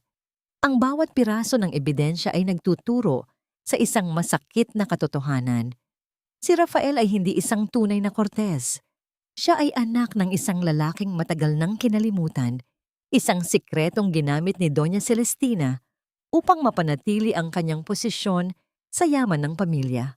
Hindi ito totoo. Gawa-gawa lang ito ng tatay mo. Sigaw ni Doña Celestina, ngunit ang kanyang mga mata ay nagsasabi ng kabaligtaran. Ang takot na nakaukit sa kanyang mukha ay sapat na upang kumpirmahin ang lahat. Ito ang dahilan kung bakit takot na takot kayong mawala ang kontrol sa kumpanya, hindi ba? Dahil kapag nalaman ng Board of Directors na walang karapatan si Rafael sa bawat sentimong minana niya, matatapos ang inyong marangyang buhay. Bulong ni Mirela habang dahan-dahang lumalapit sa biyanan. Si Rafael ay lumaki sa kasinungalingan at ngayon, ang kasinungalingang iyon ang siyang susunog sa kanya. Sa labas, ang tunog ng papalapit na mga sirena ng sasakyan ay tila isang malakas na babala ng paparating na unos. Ang katahimikan sa loob ng mansyon ay naging kasing pait ng lason. Pinanood ni Mirela ang kanyang biyenan na tuluyang nanghina at napaupo sa sahig. Ang mga papel na hawak nito ay nagkalat sa paligid na parang mga tuyong dahon ng isang patay na puno. Sa sandaling iyon, naramdaman ni Mirela ang isang kakaibang ginhawa. Ang katotohanan ay hindi laging nagbibigay ng saya, ngunit ito ay nagbibigay ng kalayaan. Ang pangalang kinatakutan niya, ang pamilyang umapi sa kanya, ay tila isang kastilyong gawa sa buhangin na ngayon ay dahan-dahan ng anurin ng katotohanan. Ano nga ba ang halaga ng isang pangalan kung ang dugong dumadaloy sa iyong mga ugat ay nagmula sa isang pagkakamaling pilit itinatago? At sa sandaling mabunyag ang lahat, sino na lamang ang mananatiling tapat sa isang aninong wala namang pinagmulan? Ang bawat hakbang ni Mirela sa pasilyo ng Cortez Logistics ay tila isang marcha ng tagumpay sa gitna ng isang gumuguhong kaharian. Ang amoy ng kape na dati ay nagbibigay ng sigla sa mga empleyado ay napalitan na ng amoy ng malamig na pawis at ng nakakasakal na takot. Ang bawat cubicle na kanyang nadadaanan ay puno ng mga papeles na nagkalat sa sahig, mga dokumentong tila mga labi ng isang malaking pagsabog na walang ingay ngunit sapat upang sirain ang lahat. Pagbukas niya ng pinto ng opisina ni Rafael, sinalubong siya ng isang tanawing hindi niya kailanman malilimutan. Ang kanyang asawa, ang lalaking dati ay puno ng kayabangan at tila laging nakatapak sa ulap, ay nakaluhod sa gitna ng silid. Pilit na pinupulot ang mga nagkalat na ledger. Ang kanyang buhok ay gulo-gulo, ang kanyang kurbata ay nakasabit ng maluwag sa kanyang leeg, at ang kanyang mga mata ay puno ng pulang ugat dahil sa puyat at desperasyon. Mirella, Mirella, help me! Ang mga investor, ang mga bangko, they're calling all at once. Someone leaked the audit reports. Someone told them about Blue Horizon. Ang boses ni Rafael ay paos, halos isang pabulong na pagsusumamo na tila isang huling hininga ng isang nalulunod. Dahan-dahang naglakad si Mirella patungo sa bintana. Hindi pinapansin ang nakakaawang hitsura ng asawa. Pinanood niya ang pagdating ng 3 itim na sasakyan sa ibaba, ang mga auditor mula sa gobyerno at ang mga abogado ng mga pinaluhod niyang creditors. Ang marahang pag-ugong ng mga aircon sa silid ay tila isang malungkot na awit para sa katapusan ng Cortez Logistics. Hon, look at me. Ipinirma mo ako sa mga dokumentong yon, hindi ba? You can talk to the banks. Tell them it was just a misunderstanding. Sabihin mo sa kanila na ang pamilya Santos ang garantor. Lumapit si Rafael at pilit na hinawakan ang laylayan ng damit ni Mirella. Dahan-dahang lumingon si Mirella. Ang kanyang tingin ay kasing lamig ng yelo sa gitna ng hating gabi. Ang pamilya Santos Rafael ay tapos na sa pagliligtas sa iyo. Ang pirma ko sa mga dokumentong yon, hindi iyon para iligtas ka. Iyon ay para masiguradong walang ni isang sentimo ang maiiwan sa iyo kapag kinuha na ng mga awtoridad ang kumpanyang ito. Nanlaki ang mga mata ni Rafael. Ang kanyang mga kamay ay dahan-dahang bumitaw sa damit ni Mirella habang ang katotohanan ay unti-unting nanunuot sa kanyang isipan. Ikaw ang may gawa nito. Bakit, Mirella? Asawa kita. I gave you everything. Isang mapait na tawa ang kumawala sa mga labi ni Mirella. Isang tunog na puno ng pait na naipon sa loob ng 5 taon. Everything! Ibinigay mo sa akin ang isang buhay na puno ng kasinungalingan. Ibinigay mo sa akin ang isang tahanang puno ng traidor. At higit sa lahat, ibinigay mo sa akin ang dahilan para matutong lumaban ng walang awa. Tumayo si Mirella ng matuwid. Pinagmamasdan ang pagbukas ng pinto ng opisina. Pumasok ang mga tauhan ng National Bureau of Investigation kasama ang isang sheriff na may hawak na warrant.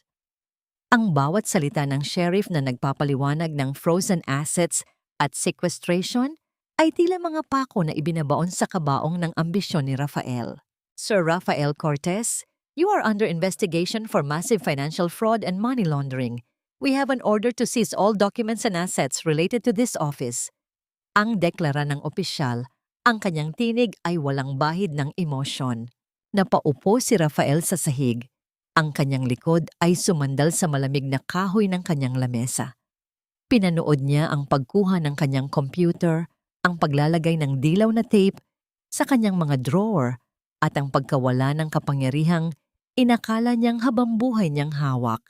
Tumingin siya kay Mirella, naghahanap ng kahit katiting na awa, ngunit ang tanging nakita niya ay ang isang babaeng malaya na sa kanyang mga tanikala. You're a monster, Mirella.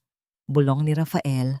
Ang kanyang mga luha ay nagsisimulang pumatak sa kanyang maruming polo. No, Rafael.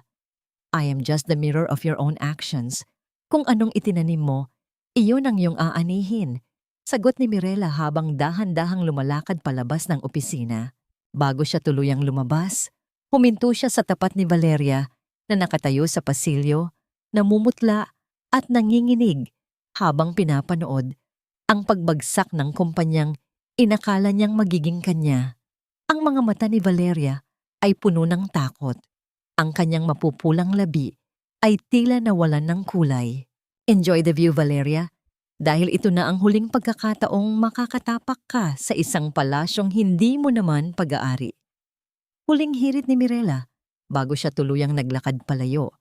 Ang bawat tunog ng kanyang sapatos sa sahig ay tila isang hudyat ng paglaya mula sa isang madilim na kabanata ng kanyang buhay.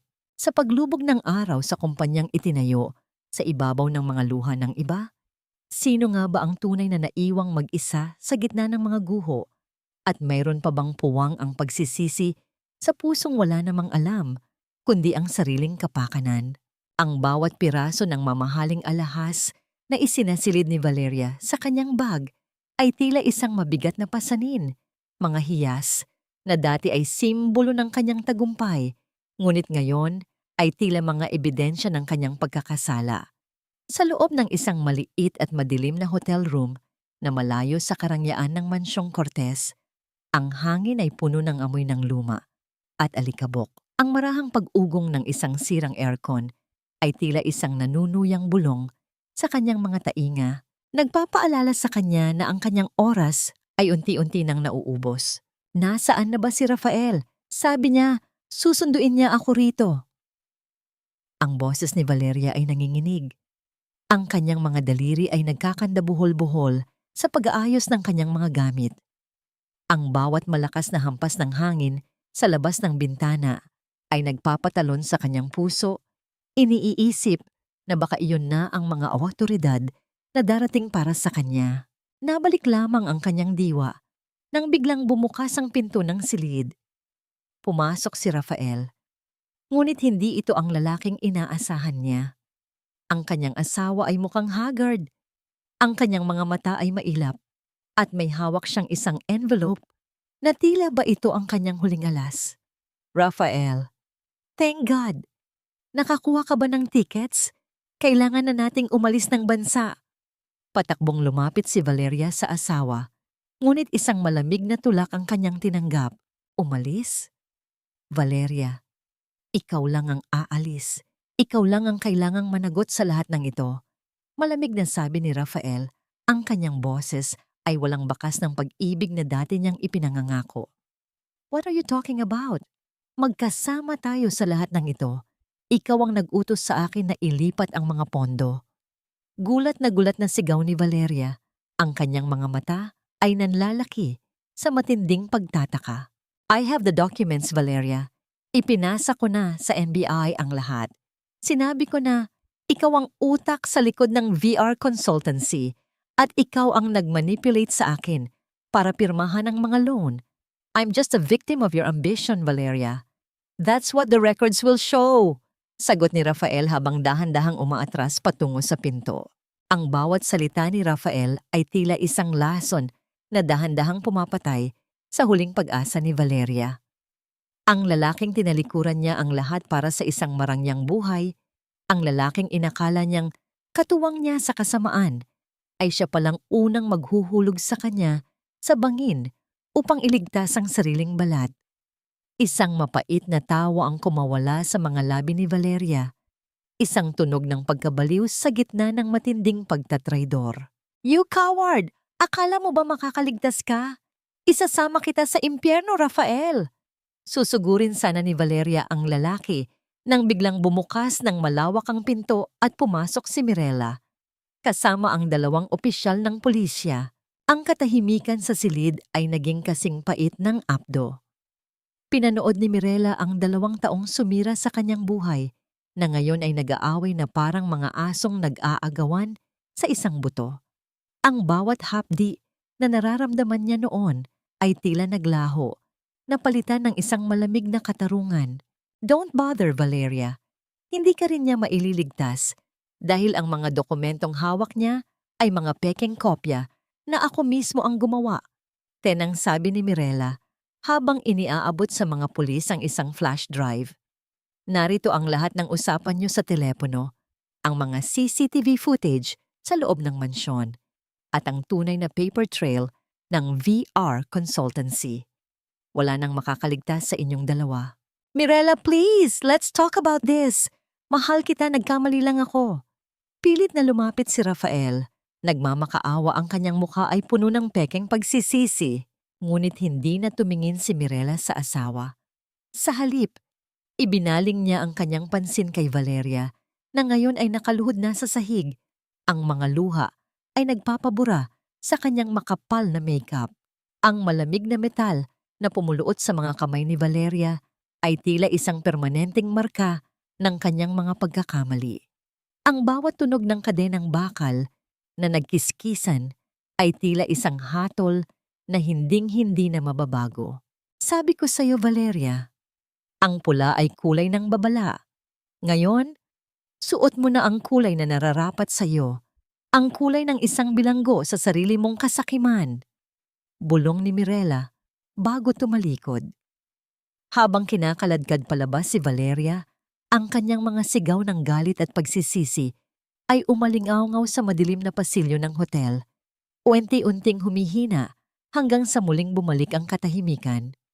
Naiwan si Rafael na nakatayo, nanginginig, habang ang mga pulis ay dahan-dahan ding lumalapit sa kanya. Sa pagitan ng 2 taong nag-tridor sa akin, sino nga ba ang mas masakit ang pagbagsak? Ang taong nagnakaw ng aking dangal o ang taong nagbenta ng kanyang sariling kaluluwa para sa isang panandaliang kapangyarihan? Ang bawat sulok ng Mansyong Cortez ay tila nababalot na ng isang makapal na dibu ng nakaraan. Isang katahimikang kasing pait ng lason na dahan-dahang kumakalat sa bawat silid. Ang marangyang sala, na dati ay puno ng tunog ng mapagmataas na tawanan at mga planong puno ng kasakiman, ay naging kasing lamig na ng isang libingan. Nakaupo si Doña Celestina sa kanyang paboritong silya na gawa sa inukit na nara. Ang kanyang mga daliri ay mahigpit na nakahawak sa isang baso ng tsaa na matagal nang lumamig. Ang kanyang mukha, bagaman may bakas pa rin ng kolorete, ay tila isang tuyong dahon na anumang oras ay kayang anurin ng hangin. Narinig niya ang bawat hakbang ni Mirella sa marangyang pasilyo. Hindi ito ang mga hakbang ng isang takot na manugang. Ang bawat tunog ng sapatos sa marmol na sahig ay tila isang ritmo ng katarungang dahan-dahang lumalapit. Ang bawat pagtama ng takong ay nagpapaalala sa matanda na ang oras ng kanyang paghahari ay tapos na. Nandito ka na pala, Mirella. Masaya ka na ba? Nakita mo na ang anak ko na kinakaladkad ng mga pulis. Nasira mo na ang lahat ng pinaghirapan ko. Ang boses ni Doña Celestina ay paos, ngunit naroon pa rin ang bakas ng kanyang nakakasakal na pagmamataas. Dahan-dahang tumayo si Mirella sa tapat ng kanyang biyenan. Ang kanyang tindig ay matuwid. Ang kanyang mga mata ay walang bakas ng galit, kundi isang malalim na awa para sa isang babaeng naging bihag ng sarili niyang kasamaan. Hindi ko sinira ang buhay niyo, ma'am. Kinuha ko lang ang mga bagay na pilit ninyong ninakaw sa amin. Ang bawat kasinungalingang itinanim niyo, iyon ang mismong sumira sa inyong pamilya. Huwag kang magmalinis.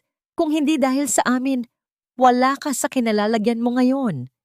Bulyaw ng matanda habang pilit na tumatayo. Ngunit ang kanyang mga tuhod ay nanginginig sa panghihina. Ito? Itinaas ni Mirella ang isang makapal na envelope na kulay asul. Ang mansyong ito? Ang lupang kinatatayuan mo? Ma'am, 5 taon niyo akong ginawang alipin sa utang na loob na wala naman palang basihan. Ang orihinal na titulo ng lupaing ito ay matagal nang nakasangla sa pamilya Santos bago pa man ako ikasal kay Rafael. Ang tulong na ibinigay niyo kay tatay noon, pera yon ni mama na ninakaw niyo sa pamamagitan ng pekeng investment scheme. Ang baso ng tsaa sa kamay ni Doña Celestina ay dahan-dahang tumagilid hanggang sa bumuhos ang likido sa kanyang mamahaling bestida, ngunit hindi niya ito napansin. Ang kanyang mga mata ay nanlaki sa matinding gulat habang ang bawat piraso ng kanyang kapangyarihan ay tila unti-unting naglalaho sa hangin. Paano, paano mo nalaman? Ang katotohanan ay laging nakakahanap ng paraan para lumabas, ma'am. At sa pagkakataong ito, ang susing ibinigay ng tatay ko ang nagbukas sa lahat ng pintuan ng inyong mga sikreto. Tenang sagot ni Mirela. Sa loob ng isang oras, darating ang mga movers. Ang lahat ng gamit na pag-aari ng Pamilya Santos ay mananatili rito. Ang sa inyo, maaari nyo nang kunin ang lahat ng kaya ninyong bitbitin. Isang matinding panginginig ang bumalot sa buong katawan ni Doña Celestina. Tumingin siya sa paligid ng mansyong itinuring niyang kaharian sa loob ng maraming dekada. Ang mga chandelier, ang mga painting, ang bawat gamit na sumasalamin sa kanyang katayuan sa lipunan, lahat ng yon ay tila naging mga aninong hindi na niya mahawakan. Napaupo siya muli sa kanyang silya. Ang kanyang mga balikat ay tuluyan ng bumagsak. Mirela, pakiusap. Huwag mo akong paalisin dito. Wala na akong mapupuntahan. Ang anak ko ay nasa kulungan. Ang mga kaibigan ko ay tinalikuran na ako. Maawa ka sa akin. Ang pagsusumamo ng matanda ay tila isang malungkot na himig ng isang taong nawalan ng lahat. Tinitigan siya ni Mirela ng matagal. Naramdaman niya ang isang kurot sa kanyang puso. Hindi dahil sa pag-ibig, kundi dahil sa pagiging tao. Ngunit naalala niya ang bawat gabing iniyakan niya ang kanyang dangal. Ang bawat sampal ng mga salitang ibinato sa kanya ni Doña Celestina at ang paraan kung paano nito hinayaan si Rafael na yurakan ang kanyang pagkatao. Ang awa, ma'am, ay ibinibigay sa mga taong marunong magsisi. Ngunit ang katarungan, iyon ay para sa lahat. Ipinahanda ko na ang maliit na apartment sa tapat ng sementeryo kung saan nakalibing ang asawa nyo. Doon nyo pagnilayan ang lahat ng inyong ginawa. Huling bilin ni Mirela bago dahan-dahang tumalikod. Habang naglalakad si Mirela palayo, narinig niya ang marahang paghikbi ng matanda sa gitna ng malawak na sala. Ang bawat buntong hininga ni Doña Celestina ay tila isang huling paalam sa isang buhay na itinayo sa ibabaw ng mga luha ng iba. Paglabas ni Mirela sa balkonahe, sinalubong siya ng sariwang hangin at ng huni ng mga ibon na tila ba nagdiriwang sa kanyang paglaya. Pinanood ni Mirela ang pagdating ng mga truck na maglilipat ng mga huling gamit ng mga Cortez. Sa bawat kahon na inilalabas, nararamdaman niya ang unti-unting paggaan ng kanyang dibdib. Ang mansyong ito ay hindi na isang gintong hawla. Ito ay muli nang magiging isang tahanang puno ng katotohanan at tunay na pagmamahal. Sa pagbagsak ba ng huling reyna ng isang huwad na palasyo, sapat na ba ang katahimikan upang hilumin ang mga sugat ng nakaraan? At sa aking muling pagtayo, handa na ba akong harapin ang bukas nang walang bakas ng pait sa aking puso? Ang sikat ng umaga na sumisilip sa mga bintana ng opisina sa Makati ay hindi na tila isang mapanuring mata, kundi isang mainit na yakap ng pag-asa. Sa loob ng silid na dati ay puno ng mga lihim ni Rafael. Ang hangin ay malinis na, amoy ng bagong lathalang mga papeles, at ang bango ng sariwang puting rosas sa ibabaw ng lamesa. Nakatayo si Mirela sa harap ng malawak na salamin, pinagmamasdan ang kanyang refleksyon. Hindi na siya ang babaeng nakayuko ang mga balikat. Ang kanyang tindig ay matatag. Ang kanyang suot na puting blazer ay sumisimbolo sa isang bagong simula na siya mismo ang nag-ukit. Dahan-dahan niyang hinaplos ang bagong nameplate sa ibabaw ng kanyang mesa. Mirela Santos, Chief Executive Officer.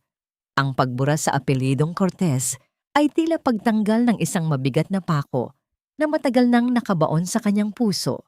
Ang bawat letra ng kanyang tunay na pangalan ay nagniningning sa ilalim ng liwanag.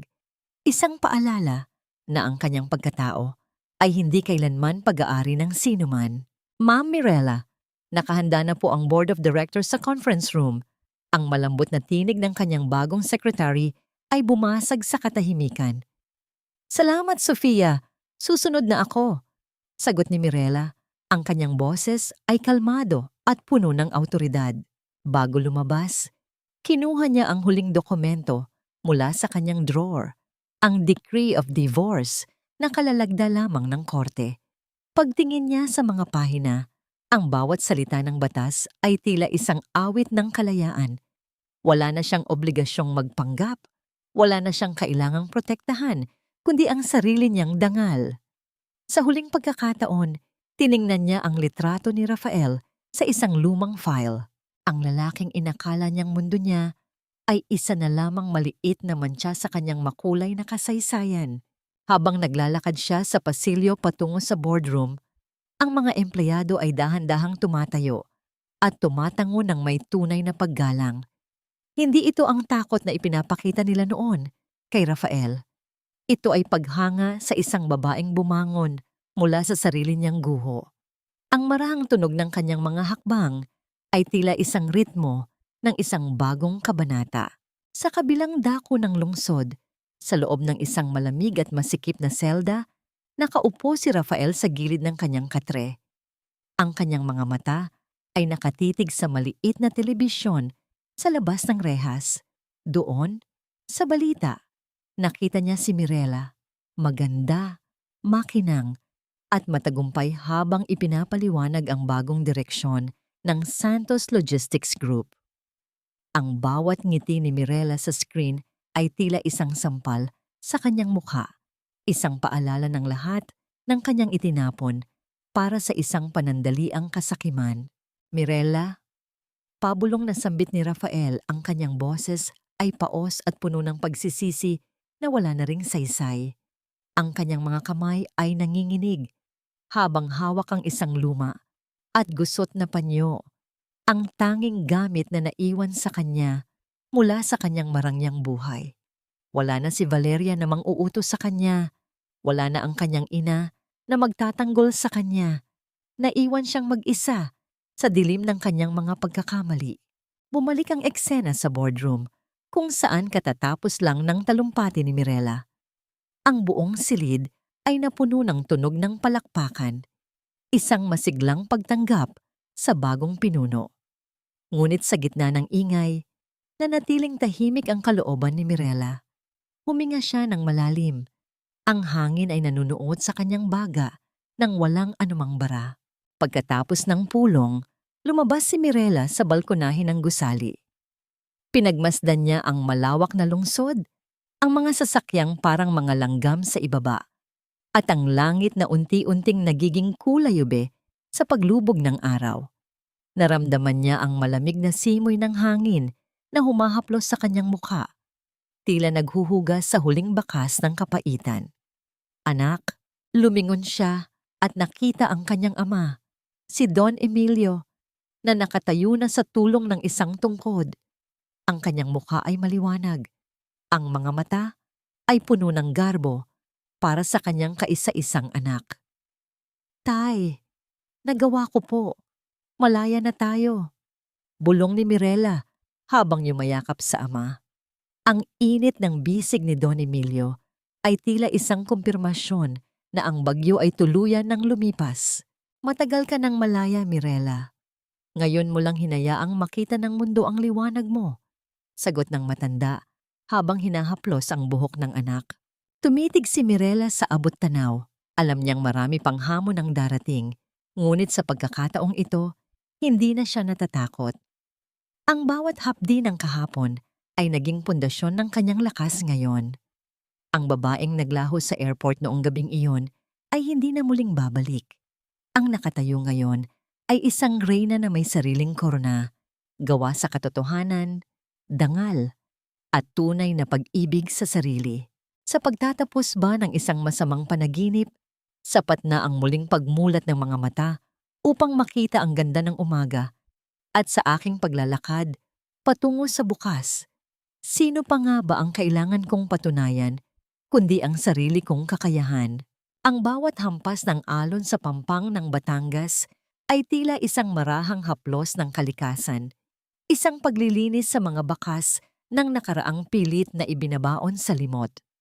Nakatayo si Mirela sa balkon ng kanilang rest house. Ang kanyang mga paa ay hubad at damang-dama ang lamig ng tiles na humahalik sa kanyang balat. Ang hangin ay may kasamang amoy ng alat ng dagat at ang bango ng mga sampagita sa paligid. Isang kombinasyon na nagbibigay sa kanya ng kapayapaang matagal niyang ipinagkait sa kanyang sarili. Hindi na ito ang dagat ng mga luha na dumaan sa kanyang mga mata noong mga gabing siya ay nag-iisa sa mansyon ng mga Cortez. Ngayon, ang bawat tunog ng tubig na bumabalik sa karagatan ay tila isang pangako na ang bawat sakit ay may katapat na paghilom. Sa kanyang kamay ay hawak niya ang isang tasang mainit na tsaa. Ang usok nito ay dahan-dahang sumasayaw sa hangin bago tuluyang maglaho sa malawak na kalangitan. Masyadong malalim ang iniisip mo, anak. Baka malunod ka na naman sa sarili mong gunita. Ang tinig ni Don Emilio ay malumanay, puno ng kalinga habang dahan-dahang lumalapit sa kanyang anak. Ngumiti si Mirela at isinandig ang kanyang ulo sa balikat ng ama. Hindi po, tay. Ine-enjoy ko lang po ang katahimikan. Ang sarap po palang huminga nang walang iniisip na kasinungalingan o takot. Nararapat lang sa'yo yan, Mirela. Pero alam mo, anak, ang buhay ay hindi lang tungkol sa pagtakas sa dilim. Ito rin ay tungkol sa pagtanggap sa liwanag. Kahit galing pa ito sa isang taong hindi mo inaasahan, makahulugang sabi ni Don Emilio habang nakatingin sa malayo. Ano pong ibig ninyong sabihin, tay? Tanong ni Mirela. Ang kanyang kilay ay bahagyang nagkasalubong sa kuryosidad. Ang mga dokumento, ang mga impormasyon sa offshore accounts, at ang pagmamanman kay Valeria.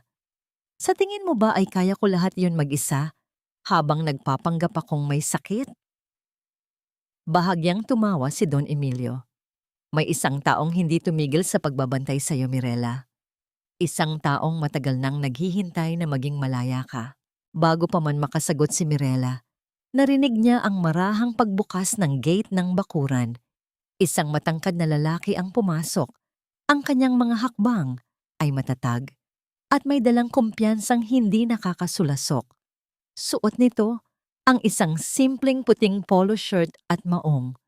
Ngunit ang kanyang presensya ay tila nagbigay ng bagong kulay sa paligid. Si Gabriel, ang abogado at childhood friend ni Mirela na matagal nang nanirahan sa abroad at biglang bumalik noong nagsimula ang krisis sa buhay niya. Siya ang lalaking laging nasa background, ang boses sa kabilang linya na nagbibigay ng mga legal na payo at ang taong nagbigay ng mga ebidensyang nagpabagsak kay Rafael. Gabriel, anong ginagawa mo rito? Gulat na tanong ni Mirela. Ang kanyang puso ay biglang tumibok nang may kakaibang ritmo. Isang ritmong hindi niya naramdaman sa loob ng maraming taon.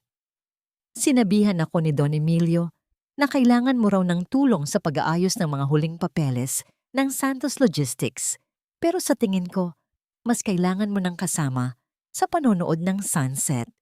Nakangiting sabi ni Gabriel habang lumalapit sa balkon. Umalis muna si Don Emilio upang bigyan sila ng pagkakataon. Naiwan ang dalawa sa ilalim ng langit na unti-unting nagiging kulay kahel at lila. Ang katahimikan sa pagitan nila ay hindi nakakailang. Ito ay isang uri ng katahimikan na puno ng pag-unawa at mga salitang hindi na kailangang bigkasin. Salamat, Gabriel, para sa lahat. Hindi ko alam kung paano kita mababayaran sa lahat ng tulong mo. Bulong ni Mirela habang nakatingin sa dagat. O hahayaan niyo na lang ba akong tuluyang mamatay sa kawalan? Nanginginig niyang sambit habang namumuo ang luha sa kanyang mga mata. Ang kanyang boses ay puno ng sakit at desperasyon. Tila isang taong matagal nang sumisigaw para marinig, ngunit paulit-ulit lamang na binabaliwala. Sa bawat salitang lumalabas sa kanyang bibig ay ramdam ang bigat ng pagod, pagkabigo, at takot na baka wala nang natitirang taong handang sumalo sa kanya sa oras ng kanyang pagbagsak. Hindi inalis ni Mirela ang kanyang kamay. Sa halip, hinayaan niyang maramdaman ang katatagan ng mga daliri ni Gabriel. Sa puntong ito, naramdaman niya ang isang kakaibang pakiramdam, isang pag-asa na maari pa palang magkaroon ng bagong kabanata ang kanyang puso. Hindi ito ang mabilis at mapanirang apoy ng kanyang nakaraan kay Rafael, kundi isang dahan-dahan at nagpapagaling na liwanag ng isang tunay na pagkakaibigan na maaring maging higit pa. Natatakot ako, Gabriel. Natatakot ako na baka hindi ko na alam kung paano magtiwala muli. Pag-amin ni Mirela, ang kanyang mga mata ay nanlabo dahil sa emosyon. Hindi mo kailangang magmadali, Mirela. Maghihintay ako. Kahit gaano pa katagal bago mo mahanap ang susi ng iyong puso, narito lang ako sa tabi mo. Handa akong maging anino mo sa dilim at liwanag mo sa umaga. Pangako ni Gabriel habang dahan-dahang inilalapit ang kanyang mukha sa buhok ni Mirela. Nilalanghap ang bango nito. Ang bawat alon na humahampas sa pampang ay tila sumasang-ayon sa kanilang dalawa. Sa gitna ng dapit hapong yon, naramdaman ni Mirela na ang mga sugat ng kahapon ay dahan-dahan ng nagiging mga pilat ng karunungan. Ang pag-ibig ay hindi laging tungkol sa pagsakripisyo ng sarili. Ito ay tungkol din sa paghahanap ng taong tutulungan kang buuin muli ang iyong sarili. Sa pagitan ng paghilom ng aking mga sugat at ang pagdating ng isang bagong pag-asa, kailan nga ba ang tamang oras upang muling magbukas ng pinto? At sa pagkakataong ito, sino na ang taong hahayaan kong manatili sa loob ng aking buhay? Ang bawat kislap ng mga ilaw sa loob ng bulwagan ay hindi na tila mga matang nanunuri, kundi mga bituing nagdiriwang sa isang tagumpay na hindi lamang tungkol sa pera, kundi tungkol sa pagbawi ng sariling kaluluwa. Isang taon na ang nakalilipas mula nang ang pangalang Mirela Santos ay naging laman ng mga usap-usapan bilang ang milyonaryang naglaho, ang babaeng tinalikuran ang lahat upang hanapin ang katotohanan. Ngayon, sa gabing ito ng anibersaryo ng Santos Logistics Group, ang bawat dekorasyon na kulay ginto at puti ay sumasalamin sa kadalisayan ng kanyang bagong simula. Nakatayo si Mirela sa tapat ng malaking bintana ng hotel, pinagmamasdan ang mga sasakyang dahan-dahang dumadaloy sa kalsada. Ang marahang paghaplos ng kanyang mga daliri sa suot na silk gown ay nagpapaalala sa kanya ng mga telang dati ay tila kadena, ngunit ngayon ay tila mga pakpak na nagbibigay sa kanya ng laya. Ang kanyang buhok ay maayos na nakapusod, inilalantad ang kanyang muka, na wala ng bakas ng pag-aalinlangan, tanging ang ningning na lamang ng isang babaeng alam na ang kanyang tunay na halaga. Ma'am Mirela, everyone is waiting for your toast. Ang malambot na tinig ng kanyang assistant ay nagpabalik sa kanyang diwa. Ang tunog ng mga pag-uusap at tawanan mula sa loob ng ballroom ay tila isang magandang musika na nagbibigay ng buhay sa gabi. Dahan-dahang naglakad si Mirela patungo sa podium. Ang bawat hakbang niya ay sinusundan ng mga mata ng paghanga. Wala na ang mga bulong ng pangungutya. Napalitan na ito ng tunay na paggalang. Pag-akyat niya sa entablado, sinalubong niya ang tingin ng kanyang ama, si Don Emilio, na nakaupo sa harapang hanay. Ang matanda ay tila mas bumata. Ang kanyang mga mata ay nagniningning sa garbo habang nakatingin sa kanyang kaisa-isang anak. Magandang gabi sa inyong lahat.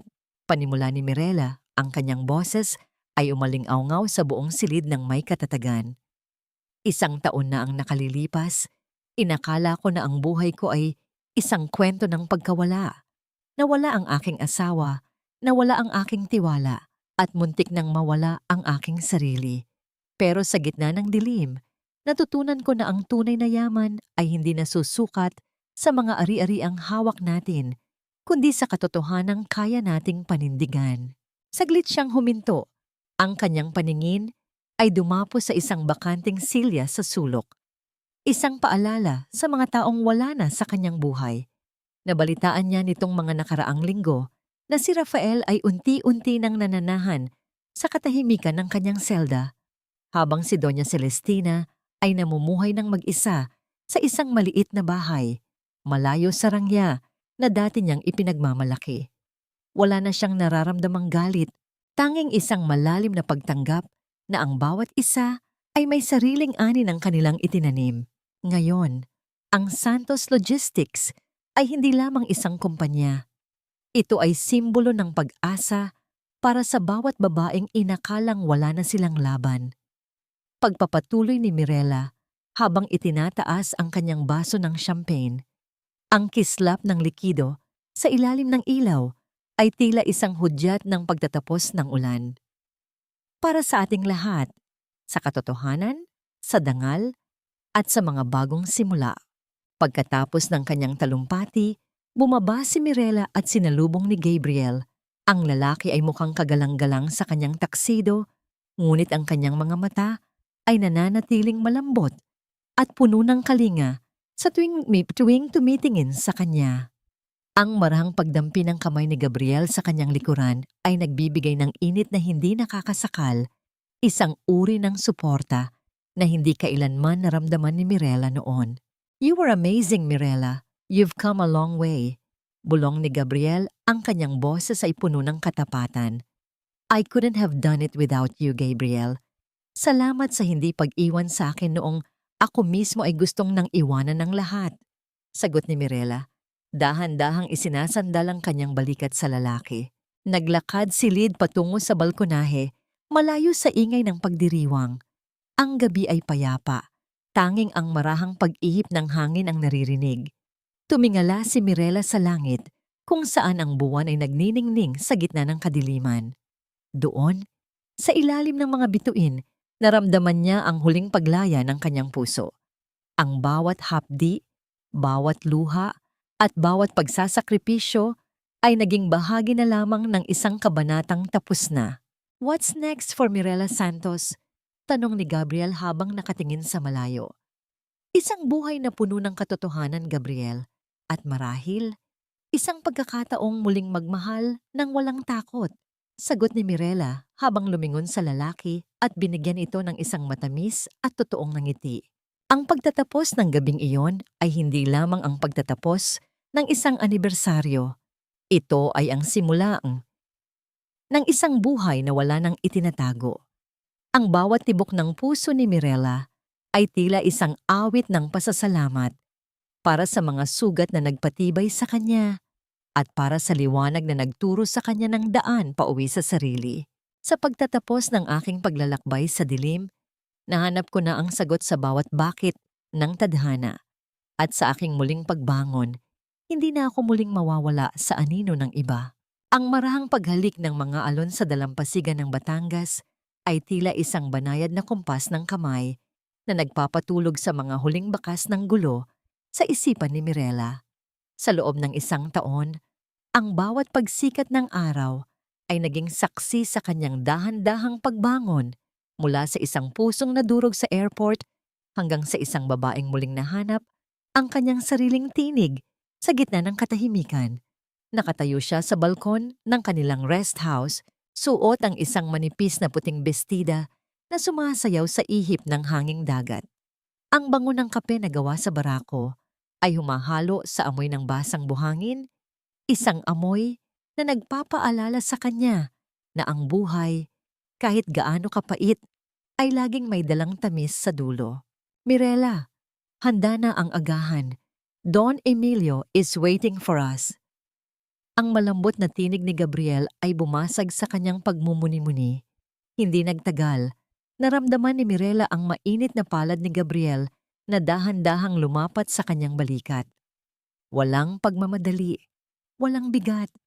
Tanging isang uri ng kalinga na nagpaparamdam sa kanya na siya ay ligtas at pinahahalagahan. Lumingon si Mirella at ngumiti sa lalaking nanatili sa kanyang tabi noong ang buong mundo ay tila tinalikuran siya. "Susunod na ako, Gabriel. Tinitingnan ko lang kung gaano na kalayo ang narating natin." Pinagmasdan ni Mirella ang kanyang mga kamay. Wala na rito ang gintong singsing na dati ay tila isang tanikalang nagkakabit sa kanya sa isang kasinungalingan. Sa halip, ang kanyang mga daliri ay malaya na, handang humawak ng mga bagong pangarap. Naisip niya si Rafael at si Doña Celestina. Nitong mga nakaraang buwan, natutunan na niyang patawarin ang kanyang sarili sa pagiging marupok noon. Ang pagpapatawad sa kanila, iyon ay hindi nangangahulugang kinalimutan na niya ang lahat, kundi ang pagpili na wag nang hayaang ang kanilang mga anino ang magdikta sa kanyang bukas. Ang katarungan ay nakamit na at ang pananahimik ng kanyang puso ay ang pinakamalaking patunay ng kanyang tagumpay. Nahanap mo na ba ang kapayapaan, Mirella? Tanong ni Gabriel. Ang kanyang mga mata ay nakatitig ng malalim sa mga mata ni Mirella. Tila ba binabasa ang bawat pahina ng kanyang kaluluwa. Higit pa sa kapayapaan, Gabriel, nahanap ko ang aking sarili. Sagot ni Mirella. Dahan-dahan niyang kinuha ang kamay ni Gabriel at pinunasan ang munting butil ng pawis sa noo nito. Dati, akala ko ang pag-ibig ay pagsasakripisyo hanggang sa wala nang matira sa'yo. Pero dahil sa'yo, natutunan ko na ang tunay na pag-ibig ay ang pagiging buo ng dalawang tao habang naglalakad sa iisang landas. Naglakad silang dalawa papasok sa bahay kung saan ang tunog ng tawanan ni Don Emilio ay maririnig habang nakikipaglaro sa kanilang mga aso sa bakuran. Ang Mansyong Cortez ay isa na lamang malayong alaala, isang aral na nakasulat sa mga pahina ng kanyang nakaraan. Ang Santos Logistics ay patuloy na namamayagpag, hindi lamang bilang isang negosyo, kundi bilang isang kanlungan para sa mga taong naging biktima rin ng kawalan ng katarungan. Habang ang araw ay patuloy na umaakyat sa kalangitan, binabalot ang buong paligid ng isang makinang naliwanag. Napagtanto ni Mirella na ang bawat sugat ay may layunin. Ang bawat hapdi ay nagturo sa kanya na maging matatag, at ang bawat luhang pumatak ay nagdilig sa kanyang bagong pagkatao. Ang milyonaryang naglaho ay hindi na kailanman magtatago. Siya ay mananatiling nakatayo, nagniningning, at nagbibigay ng inspirasyon sa bawat babaeng nangangarap na muling magsimula. Ang huling kabanata ng kanyang lumang buhay ay tuluyan ng nagsara, ngunit ang kwento ng kanyang kaligayahan ay nagsisimula pa lamang. Sa ilalim ng malawak na asul na langit, sa piling ng mga taong tunay na nagmamahal sa kanya, nahanap ni Mirella ang kanyang tunay na tahanan, isang tahanang binuo hindi ng semento at bakal, kundi ng katotohanan, dangal, at isang pag-ibig na walang hangganan. Ang buhay ay tila isang malawak na karagatan. Maaring may mga bagyo at dambuhalang alon, ngunit hanggat hawak mo ang timon ng iyong sariling dangal, laging may dalampasigang naghihintay para sa iyong pagdating.